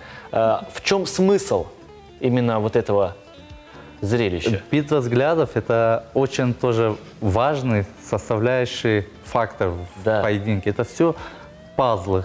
То есть вот это один из пазлов. То есть вывести соперника из равновесия. Вот когда ты смотришь в глаза, провоцируешь. Вот мы когда тренируемся, мы 2 месяца, у нас есть план. Каждую секунду, каждую минуту, что мы будем делать, на какие удары, какими отвечать, как себя вести в ринге. А вот когда ты встречаешься взглядами, пытаешься вывести его с равновесия, ему перестроиться есть всего лишь сутки. Он за это время просто не успеет. И у него план теряется, как бы он ни хотел. На психологическом уровне он закладывается, что ты занесешь, да, в этом взгляде. И в бою может тебе это играть. Дорогая, продемонстрируйте, давайте на мне, посмотрим, как это вообще происходит. Это психологическое воздействие, да? Они немного должны либо Они должны проникать внутрь через внутрь противника? Да. Ага. То есть это проходит... Не пустые должны быть. Ага. То есть даже сама походка. Ух ты. Ага. Сейчас, подождите, мне посмотреть в глаза вам надо? Да. Угу. Не, я не могу долго так смотреть. Так, сейчас. Я смогу. Так, давайте с походки. У меня главное походки сама нет. походка, да. То есть не сразу идти на него, как... Ты идешь спокойно. Ага. Спокойно. Ага, вот он, да? И поднимаешь взгляд. И все, и проникаешь. Смотришь в глаза. И проникаешь в него. Мне почти получается. Ага, еще. И смотреть надо. И что, мне надо ответку включить сейчас, получается? А тут или здесь какую психологию у человека? Вот это вот называется вывести человека из равновесия. Если я тебя толкну, ты мне ответишь, значит, ты вышел с положения своего комфорта. Ух ты. То есть, если меня толкнули... Вот, допустим, я толкаю, я? Типа, это все, на что ты способен, да? Да, все, завтра поговорим. Ох, ничего себе. Здорово, это хорошо. Ладно, я. И очень важно никогда первым не отводить глаза. То есть, до последнего держать. Просят. Даже если вот так вот просят, вот отталкивают, да, вас? Просят, да, отталкивают, чтобы смотрели на журналистов, чтобы они фоткали. Очень важно не первым, не отводить первые глаза. То есть ты стоишь, пока соперник отведет свои глаза.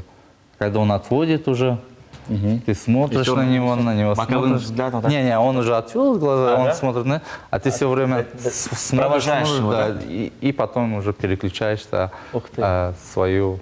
Ух ты. Хорошо. Я хоть похож на бойца, да, хоть со стороны? Немного. И получается, это хорошо, да, я. Но вы знаете то, что у нас на телеканале в редакции работает родной братишка Мухаммед Али. Осветителем, да? Осветителем, точнее сказать. У него прошлое, знаете, много боев, очень много боев. Люди его знают, люди его боятся. Сегодня мы пригласили его в гости для того, чтобы посмотреть на вашу битву взглядов. Вы, Батырага, как, готовы? Постараюсь, да. Изет Ага приглашается в студию. Изет Ага, мүмкін болса, келіңіз, вот покажите вот настоящий, вот именно, вот, я не знаю. Изет Ага, битва взглядов. Ага, до последнего. Ух ты, ах, Маша. Серьезно, да? Ага, до конца. Проиграет тот, кто первый отведет глаза. Ага, ух ты, теперь я должен отвести, теперь я должен... Так, все.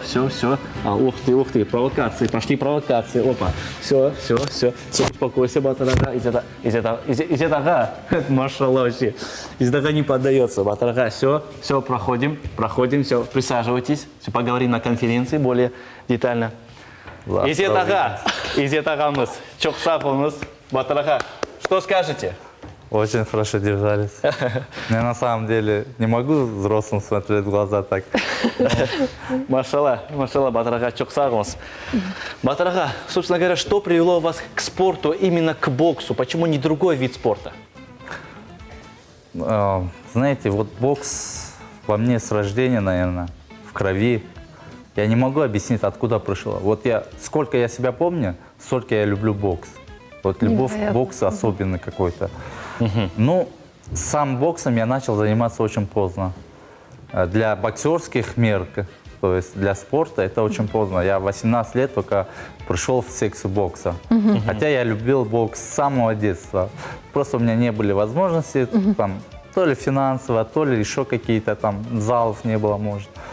Вот когда я переехал уже в Крым в 2005 году, и 2008 год, в сентябре я пошел в секцию бокса, записался впервые, пришел и сказал, все, вот это пора уже исполнять свои мечты.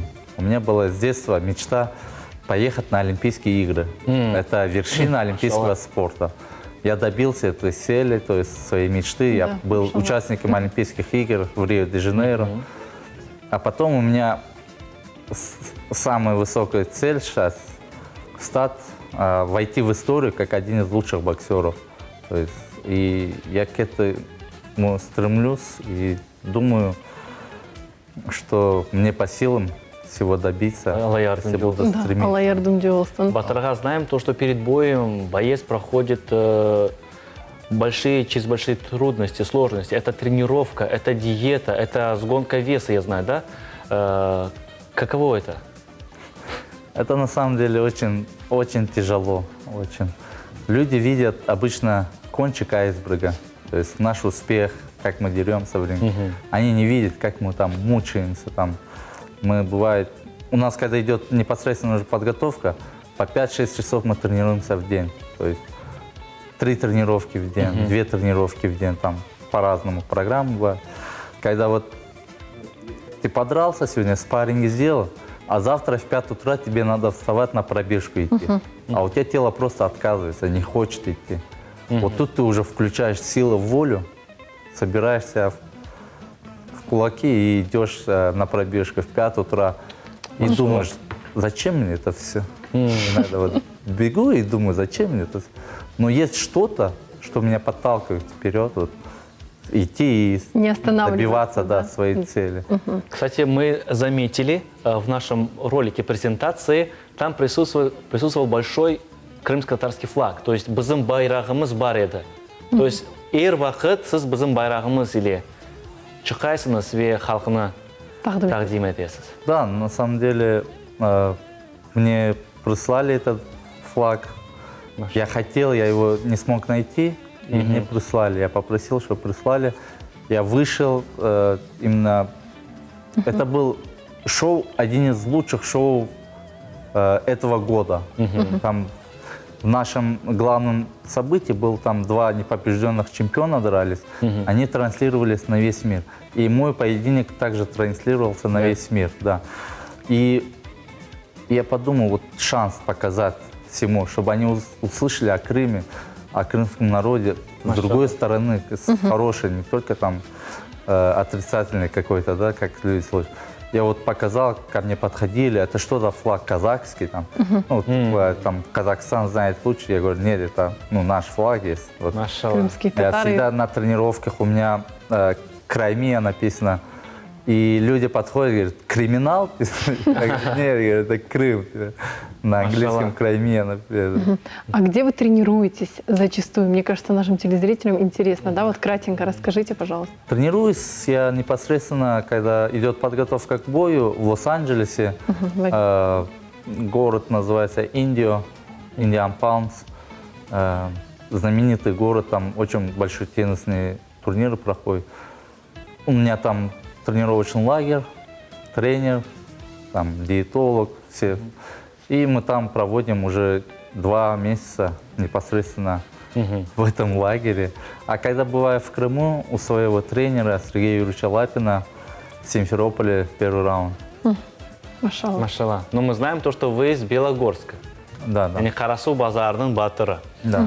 Тамырлы. Батыр аға, у нас, когда гости приходят к нам в студию, мы предлагаем гостю поиграть с нами в одну игру. То есть мы даем задание, и гость должен исполнить это задание. Космонавты, вам будет такое задание, это научить меня нескольким приемам из бокса, это раз. И во-вторых, показать свою коронку. Хорошо, Получится? с удовольствием. Давайте приступим. Так, это перчатка. Самое первое начинается с одевания перчаток. Ага. Правильно, вы давите вниз, я держу. Есть. В этих перчатках я боксирую. Да. вы боксируете. Это вы в этих перчатках били Марио? Да. Не именно в этих, но наподобие. А в этих я тренируюсь. Я взял специально тренировочную, чтобы вас Машалла. Сильно не бить.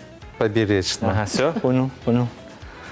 Вы мне покажите, как отбиваться от этого, чтобы не принимать это все на голову. Первое, боксер. У боксера это, наверное, стойка. Что он должен? Да. Если боксер правша, да, как я, допустим, да? Он становится левосторонний. Да. Делаем 45 градусов ножки. Так, вот так вот. Вместе. Вместе. Потом по диагонали на ширине плеч. Так, вот так. Да. Вот это называется стойка боксера. И он подбирает для себя свою там идеальную положение ног. То есть кто может узко, кто может широко. А сам, в стандарте идут по диагонали, то есть чтобы понять, где твоя стойка. Все, есть. Дальше Значит, передняя рука всегда у виски. Есть. Вот. Вторая чуть ниже, потому что, неудобно. Вот такая стойка. Бокс это не просто мордобойство. Да. Бокс это очень умная игра. Где принимается решение на доли секундах. И вот когда стоим, 2 боксера стоит, он может дернуть, пока вы будете смотреть в руку. Да. Опа. И не увидите. Там все обманка. Вот, то есть специально. Потом. Опа. Сорвал. Ух ты. Поняли, да? Да, есть. То есть раз ударил, потом ударил вроде бы, скинул. И пробил. Открыл, ударил, да. Интересно. Или же. То есть скидываешь и бьешь. Сбиваешь, да? Получается. Или есть теперь встречный удар. Вот вы бьете правый прямой, например. Я захожу, сразу бью в печень. Все, это нокаутирующий удар. Да. Если сильнее. У вас, кстати, были бои, где вы именно это моя коронка, да. Да, удар в печень нокаутировали. Я по печени, да. Люблю бить в печень. То есть за головой гнаться это тяжело. Хорошо, теперь покажите ваш коронный удар. Я люблю на самом деле техничный бокс. На мне вы хотите показать коронный удар? Не, я вас... Может у меня отойти, дальше. Вот, я могу сделать раз, два, три, уйти и ударить. Опа, я вас уже потерял. Да, то есть в напряжении это очень... Опа, пробил. Будет, да, очень сильно. Как вы так быстро бьете? Это все наработано. Машалла, чувствуется именно вот этот напор. Или же делаю... То есть я вроде ударил, ушел, туда же ударил. То есть вроде соперник думает, что я уже ушел, все, Когда я вроде ушел, он отпускает руки автоматически. Да, да, да. И в этот момент бью, да. Тут обман, все обман, через Машалла. обман, все через обман. Машалла Батырхан. На самом деле чувствуется, яғни дуйла, бұл мутихасызлық, яғни бұл спортчылық, ве бұл күш, ве айталар ки баланы насыл адласан, бұл ат или бір тесір етежек. То есть как ты назовешь, да, своего ребенка, так он и будет влиять. Да. И я уверен, что именно Батыр, оно вам подходит и влияет на вас. Алла Тааля işlerinize daima yardımcı olsun Батыр аға. Кысмет етсе, чтобы Марио этого вы обязательно побьете, будем делать за вас дуа, будем поддерживать. И кысмет етсе прославляйте наш крымсарский народ. Реваншта иншалла Батырбей қазаныр, Алла ярдымжы болсын. Çok sağ olun gelgeniz için Батыр аға. Şimdi o tesisatlarımız ile biraz sizinle paylaşmağa isteyimiz. Yani görgeniz gibi bizim stüdyamızda çempion, boksçu, en birinci bu bizim vatandaşımız Kırım Tatar. Ne kadar güzel ki bizim vatandaşlarımız böyle yüksek derecelerge kelip de oz nasıl millet olganını hiç unutmaylar. Bu pek yaxşıdır. Niçin? Çünkü herkes bile, bütün halklar bile ne kadar Kırım Tatarlar askerler, ne kadar Kırım Tatarlar batırlar, en güçlü insanlar bu elbette bu bizim halkımızdandır ve bu da tarihte bu vardır. Ve şimdi biz öz adımızı yani Kırım Tatar adını yüksek dereceye götürmek vazifemizdedir. Onun için dostlar, böyle insanlara kendiniz birlikte kol tutayık, onlara yardım eteyik, onlarını daima seyir eteyik ve kısmet etse halkımız için herkes yaxşı bir şekilde bilecek ve daima biz için laf edecekler. Bu pek güzeldir. Dünyaca meşhur olacakları. Evet, bu böyle en esas çizgilerden biridir. Bütün dünyaya Kırım Tatar halkı var olganını tanıtmaktır. Sport bu yaxşı, lakin şaka ayakını uzattıra deyip aytalar. Öyle mi Fadime? Hürmetli dostlar, geliniz birlikte Kerçik Şakatlı rubrikamızını seyir etip, biraz kursaklarımızı yırtayıq, biraz kulüp şişeyik. Kerçik Şaka rubrikası. Sanatkarlarımız hazırladı. Buyurunuz.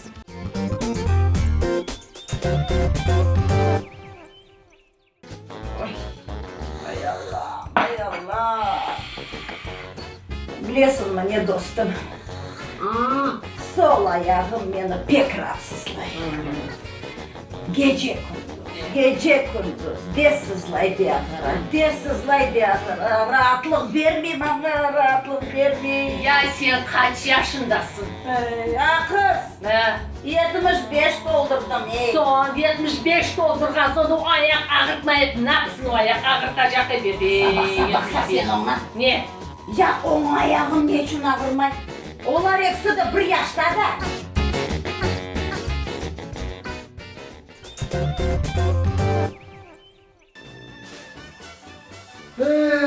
Selamünaleyküm Sötü Merhaba. Aleyküm selam. Nasılsın? Şey sohbet. Niye o kadar kederlisin? Sen sorama da beni ayıtmayın. Yok değil, ayıtın. Eşek gibi. Miau. Eşek gibi çalışan, at gibi aşağı, köpek gibi herkesle afram. Bilmeyeyim, ne yapacağımı da bilmeyeyim. Ben de bilmeyeyim. Ben veteriner değilim.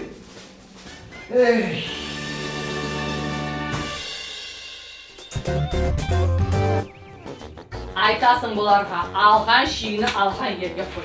Kelen şeyini getir, koygen şeyini anda koy. Algan şeyini mında yok, bir yerde bir parak yok, o kadar cahil. Ne kitap okuyorlar, ne gazet okuyorlar, ne oturumdalar diye böyle cahil diye ne çaresini tapar. Kız! Arife, sen kimle laf edesin ya? Ayşe, o zozun ne laf edeyim, kimle laf edeyim, o zozun ne gülüm laf edeyim. Emek evdekilerde keder etesin sen. Yok canım, ben yalnız yaşayayım, kimge keder edeyim, bir kimseye keder etmeyeyim. Yalnız yaşarsan laf edebilir. Ne var bir şey yok. O öyle ama ben öyle gevezi adamım. O sözümle bezdireyim canım, o sözümle bezdireyim.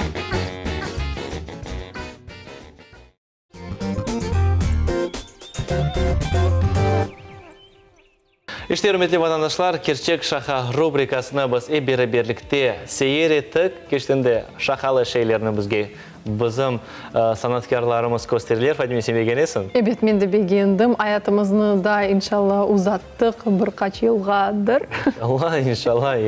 Daima külmege unutmanız dostlar. Evet. Çünkü hayat böyle bir şeydir ki çok kederli şeyler ola. Lakin külmege hiç bir vakit unutmanız. Bundan da hayırlı dostlar, yırlamağa da unutmanız. Niçin? Evet. Çünkü bizim stüdyamızda yırcı bulunmakta. Levzer ağamız Seyit Mehmetov efirimizge teşrif buyurdu. Selamun aleyküm ağam. Aleyküm selam. Keyfiniz nasıl? Pek yaxşı, çok şükür. Hoş geldiniz. Ne sormalı? Şükür, çok Bizde de sağ olun. şükür Bizde Allah'a, pek yaxşı. yaxşı ko'rsangiz, iştemiz, bazar kuni çalışamiz. Ne kadar güzel, ne kadar yaxşı veşen. İşiniz kolay gelsin. Çok sağ olun. Levzer ağa, sizin rahatlık günleriniz nasıl geçti? Çoxsu toylarda keçe, bir iliklerde keçe. Toylik olmasa evde Kur'andamdan dep kuanıp. Pek güzel maşallah. Ailevi muhit muhim. Evet, aile bu en evvela birinci yerde olmağa gerek. Levzer ağa, bilemiz ki siz yırcısınız, siz toylarga katnaşasınız, siz çok yıllar devamında toylarını alıp baraydınız. Ve şu sebepten biz bugünkü sübyetimizin mevzusunu, yani toylar hakkında söz yürütmeye isteyimiz. O zamanın toyları ve şimdiki toylarının farkı hakkında bizge Evet. anlatınız lütfen. Kıyaslamak isteyimiz biraz. Ну, на самом деле, раньше свадьбы по-другому проходили, несколько по-другому. Даже взять, вот смотрите, сейчас вот очень стало популярным вот первый танец, да, жениха, Да, невесты и отца. Раньше такого не было. Ага. Как это было? Раньше жених с невестой сидели до того времени, пока вот и әдетіміз бойынша ағрава яңғырамағандан шықмай еділер, келін күйеу. Şimdi öyle oldu, выходят, танцуют, bütün тойда шенеленер, чықалар, ойнайлар. Bu yaxşı дейм, я считаю, что это неплохо, хорошо, это весело. Все люди видят именно виновников торжества. Именно мы же пришли их поздравить, пришли на их праздник. Мы их видим, они танцуют, веселятся. Я думаю, что это очень красиво, правильно. Еще какие различия есть свадеб нынешних, современных, да, и еще тех, которые мы привыкли? Музыка, Хотели бы конечно. вы отметить, да. Музыка добавилась. Музыка. Как бы, да, вот в этом. Ведущие. Раньше не было все же. Вот смотрите, если вот взять лет даже 10, там, 12. Да. Не было вот на свадьбах ведущих официальных, кто приходит, идет, все свадьбы шутят. Выходил дяденька какой-то лет 40, там, 50 и там поздравлял, объяснял, по какому поводу мы здесь собрались, для чего мы все сюда пришли. Вот. И с его подачи свадьба начиналась и продолжалась. Сейчас ведущие, сейчас уже люди хотят каких-то шуток, каких-то конкурсов, хотят, чтобы их развлекали. Да, программу, да? Да, да. Әдетіміз бойынша қалажақ, өледе қалажақ ағыравалар. Но вот где-то вот в промежутках хотят просто отдохнуть, видимо, от этого всего от общего танца, от ағырава. И пошутить, посмеяться с помощью их. Есть еще такое, что раньше мы, допустим, наши свадьбы крымсарские праздновались в палатке. Сейчас это уже как модно стало в салонах. Да. Уже больше, да, в заведениях, в ресторанах. Да. Да. То есть разница, там было веселее, либо сейчас? Нет, наш народ очень веселый. Сам по себе веселый. Да, сам народ, по себе. да, как бы, Независимо, разницы где, да? Независимо, в палатке ли это свадьба или же в зале свадебном. Ну, палаток уже на сегодняшний день практически не встречаешь. На свадьбах все в каких-то помещениях, заведениях, залах, свадебных залах. Очень красиво все, конечно, очень красивые залы у нас. Очень много открываются и постоянно открываются, обновляется все это. Очень много залов. Поэтому есть где проводить людям свадьбы. В палатках уже во дворах не хотят. Ну, хотя, вы знаете, вот старые вот наши, вот, как бы наши отцы, да. Они считают, что вот Кырым-татар илиги тойы именно азбарымда болсын делер, мында кешсин, дуйылсын, жемат ешсин, бүтүн кой оламы, шейр оламы, эрскес ешсин деп азбарда істейлер. Ама яшлар эп пыршынчык нетелер, залларда, ханелерде, той ханелерде кечирмек үчүн тойлары. Земаневийлешкен. То есть со временем В ногу, да? так сказать? Потихонечку, да, со временем в ногу, да, уже так вот у нас получается.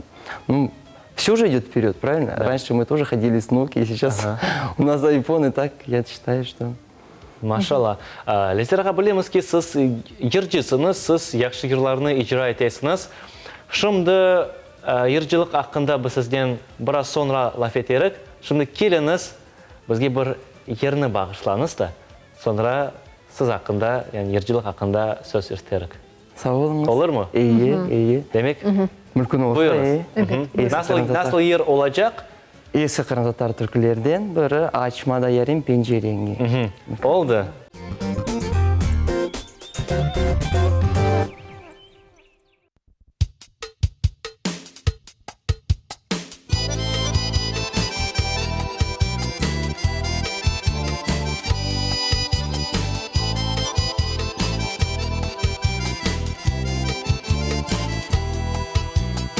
Açmada yarim pencereni, esmesin yeller. Açmada yarim pencereni, esmesin yeller. Beni sevda olduğumunu bilmesin eller. Beni sevda olduğumunu bilmesin eller.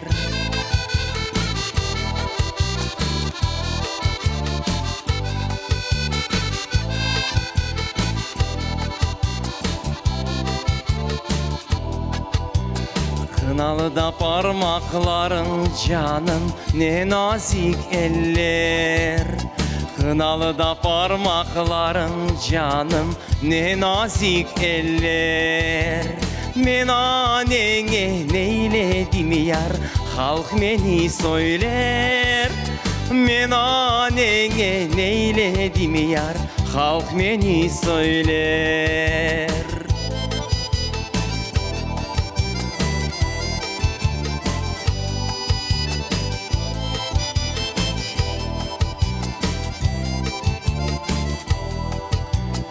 Açmada yarim pencereni, uç yol arası.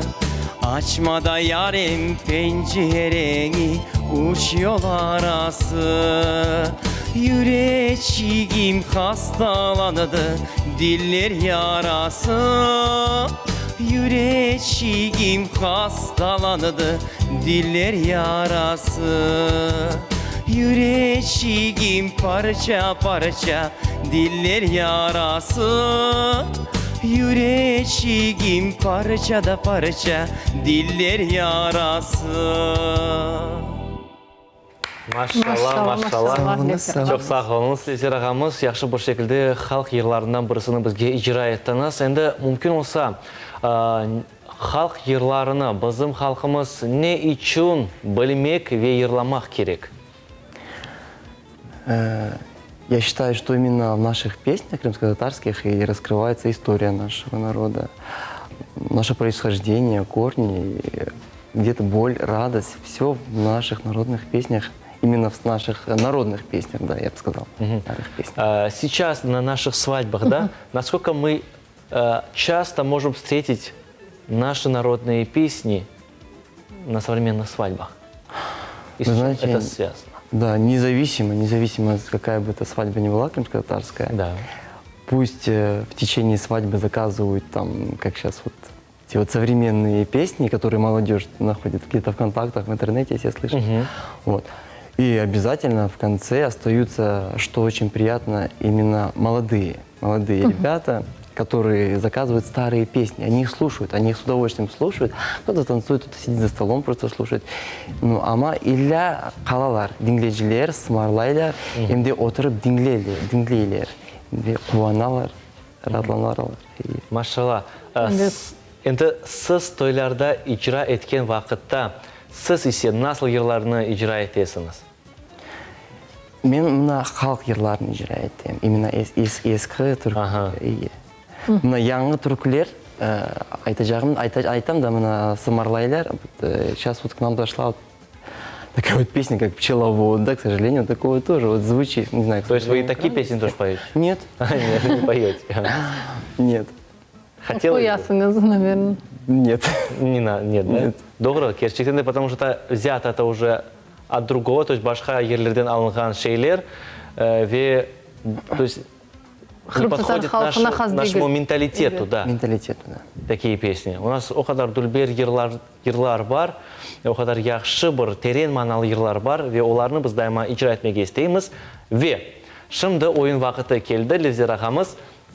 Мұсафирлер келген вақытта біз оларға бір ойыны теклиф етеміз, бір вазифе береміз ve вазифені бежірмеге керек olacak. Білеміз ки сіз ержісіңіз, сіз яхшы бір бұлбұл кебі сесіңіз бар ve сізге бір рижамыз olacak вазифе. Alçaçık evin töpesi bir yer var. Bu yerini lütfen yırlanınız bizim halkımız, bizim vatandaşlarımız için. Olur mu? Evet olur, can deyip yırlarım için. Ay maşallah. Buyurun. Demek bu meydan sizin. Qo'shin qaysa manga?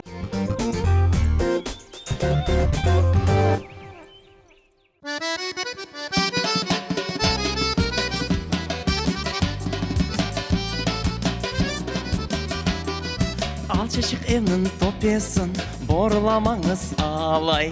Alçaçık evinin topyesin, ay borlamanız alay. Men garipni oksuz dep, horlamanız alay. Men garipni oksuz dep, horlamanız alay.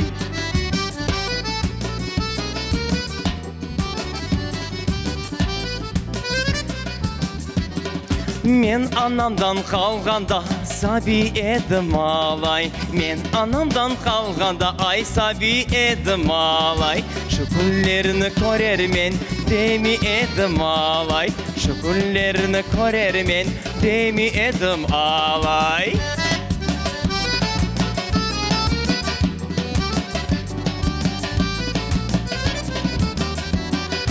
Tayım atkan denişmem, tayım taydır alay. Tayım atkan denişmem, ay tayım taydır alay. Oksuzluk men osken men, yüreğim jardı alay.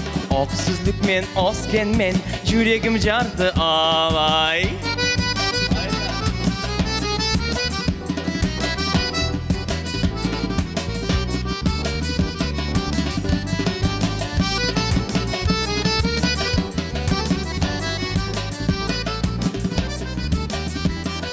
Men bostancı degelim, soğan saçma malay. Men bostancı degelim, ay soğan saçma malay. Olacak adamga kulak asma malay. Olacak adamga kulak asma malay.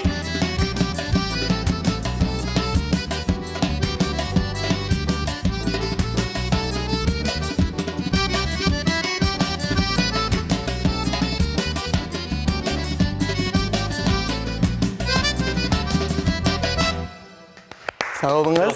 Çok sağ olunuz Levzер ağa. Gerçekten de yaxşı bir şekilde icra ettiniz. Şimdi endi yazık ki vaktimiz sona yetmekte de bizim yaşlarımızga nasıl tilekleriniz olacak? Yani endi yakın vakitte mesela olarak onların toyları olacak ve tamam bu insanlarga sizin şahsi tilekleriniz nasıl olacak? Yaşlarımızga endi bütün milletimizge can deyip men sağlık isteyim. Sağlık, bereket korondalarımızga baxt, kuvvanç. Endi evlerimizde, hepimizin evlerimizde, korondalarımızda güzel, iyilikler olsun, bereket olsun, sağlık, endi selametlik hepimizde. Amin ya Rabbim, maşallah. Çok sağ olunuz ve bilemiz ki sizin bir ricanız var, yani Tunev'in sizin dostlarınızın doğan günü ve hayırlamak istedim. Fırsatını faydalanacak olam. Men mümkün olsa Tunev men dostum anasının doğan günü edi. Enver dostumun Zuhrat'ta sizin can yürekten hayırlayım. Sizge can yürekten Allah uzak ömür versin. Kuvvanç, yaxşılık. Endi dostlarım İbrahim, o'zin balasının, oğlun doğan günü hayretті Tunev'in. Endi dostu Misha. Hepinizin hayırlı olsun, hayırlı yaşlar olsun hepimizge uzak ömür. Hepimizge uzak ömür, endi sağlık. Çok sağ olun Levzер ağa. Çok sağ olun gelgeniz için, programımızı yaraştırganınız için. Gelecekte kısmetse bol, yaxşı bir şekilde görüşürük. Çok sağ olun. Allah razı olsun. Siz de çok sağ olun. Yaxşı ilgili görüşeyik. Sağ olun. Sağ olun. Amin. İnşallah.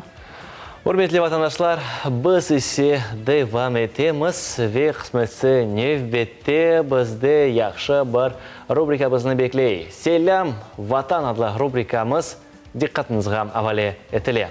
Бұйырыңыз. Сейретеміз.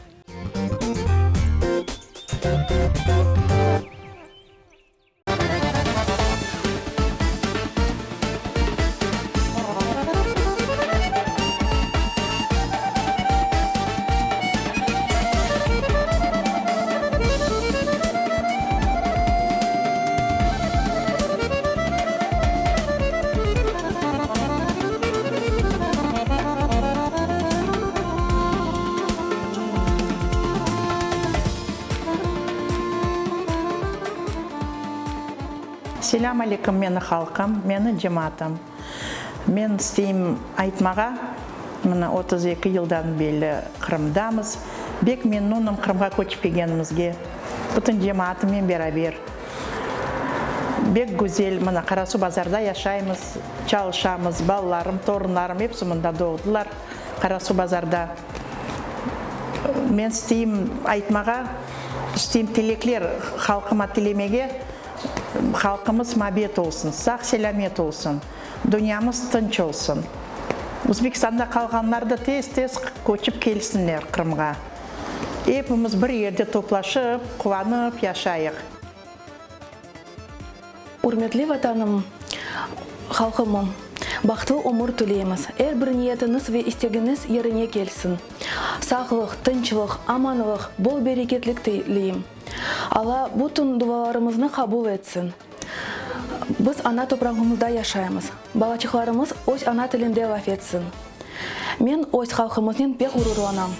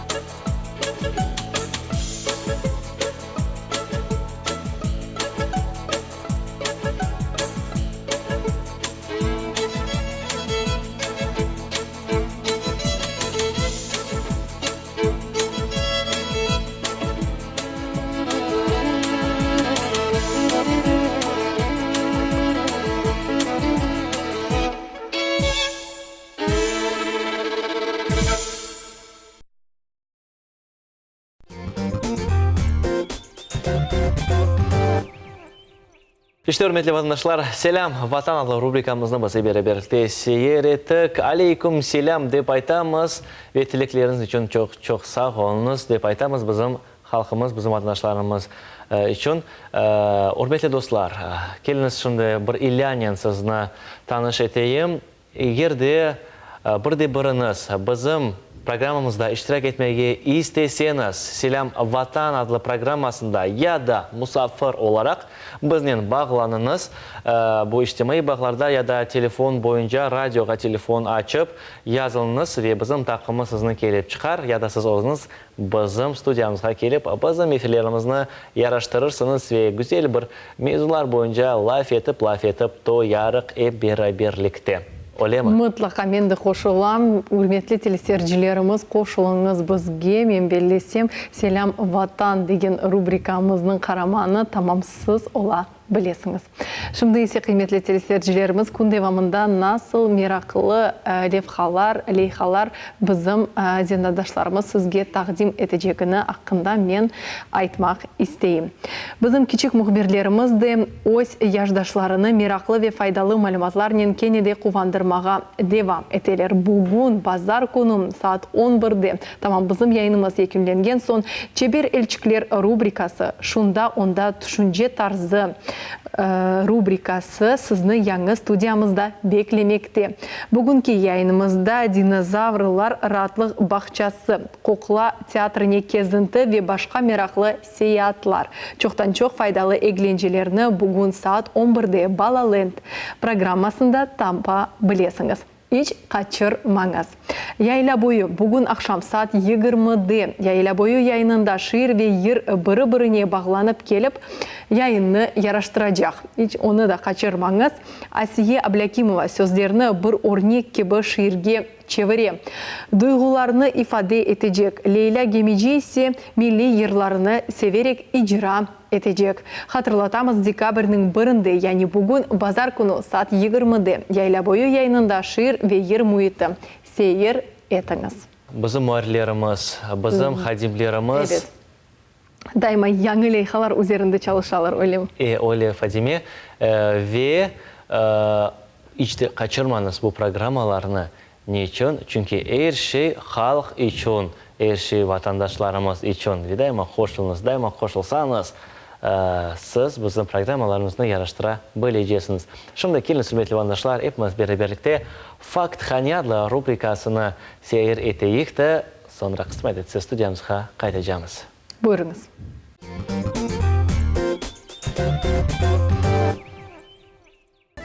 Qırım татар folklorunda kadın obrazı. Әрбір милләтнің зеңгінлігі оның фольклорындаdır.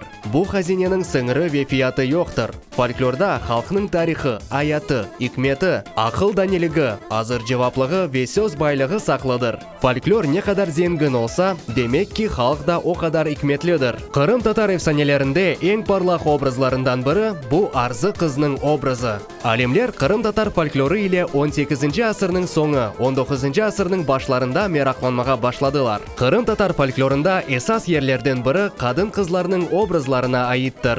Kadınlarının obrazlarını aman-aman folklorының бүтін жанрларында тапмақ мүмкін. Бұл халық йырлары, efsaneler, аталар сөзлері ве айтымлар, масаллар, дестанлар ве иляхре. Mesela масалларда Қырым татар kadın kızlarının икметі, ішкірлігі, мераметлігі, ақылы ве ферасеті ақсолына. Aha, öyledir. Ne yazık ki, amma şimdiki zamanda Қырым татар kızları bu sıfattan pek uzaklar. Dikkat, ilan! Егер шымды заманеви аятымызда, Қырымда ве аслында бүтін дүнияда ескі заманларда кібі Қырым татар қыз тапылса, оны қырмызы китапқа яздырмаға керек. Яқшы, чорланмаңыз, шаха етем. Қадынларымыз хақында мерақлы аталар сөзлері ве айтымлар да бар. Mesela, яқшы қадын евнің гүлі, яқшы қадын дүния байлығы, қадының өмірлік yoldaşың, ана юртның терегі, ананың жаны балада, ананың қолы yumşақ olur vesaire. Ne için acaba erkekler hakkında böyle şeylerini yazmaydılar? Bu namussuzluktır. Arzı kız obrazı bütün Қырым татар kadın kızlarının timsalidir. Bu obraz kadınlarımızın en iyi çizgilerini akseti. Arzı kız bu sevgi, temizlik ve serbestliktir. Kadınlarımızın meraklı obrazları başka efsanelerde de ifade etili. Mesela Altın Beşik efsanesinde Zera obrazı, Kırk Ordan Canike efsanesinde Canike obrazı. Ana obrazı ise pek güzel ve terin manalı Akmezcit nasıl peyda oldu efsanesinde tasvirlene. Ama şüphesiz ki en çok kadın kızlarının obrazlarını halk yırlarında tapmak mümkündür. Mesela Ayşem, Aliye, senin adın Alime, Zeynep'im, İpacan, Kadriyem, Mavilem, Mahbube, Fatimem, Haticem, Ediye, Elmas, Emine ve sayre yırlardır. Vay ne kadar az, pek az ama, öyle mümkün değil. Sarkazm olğanını anlağandırsınız umut etem. Misal, şimdi erkekler adları ile türkülerini saylamağa başlasak, ne kadar sayarıq acaba? Pek az dostlar, pek. Халк йырларымызда қадын-қызларымыздың гүзеллігі ве назиклігі бойлы сөзлернен тасвирленген. Дудақлары бал киби, янақлары гүл киби, көзлері элмас киби, қарақаш, қаракөз, селбі киби бойы бар. Герданы татлы хурма, тішлері инжі киби, дудақлары бал шербет, бойы ләле киби, беті гүлдесте, таң йылдызы, сачлары далға киби, көзлері атеш киби, бақчада бүлбүл киби, янағында бені бар. Вай, маңа көре шу қадынларны ескіден әркелемек башладылар. Иште, бізім қабатымыз.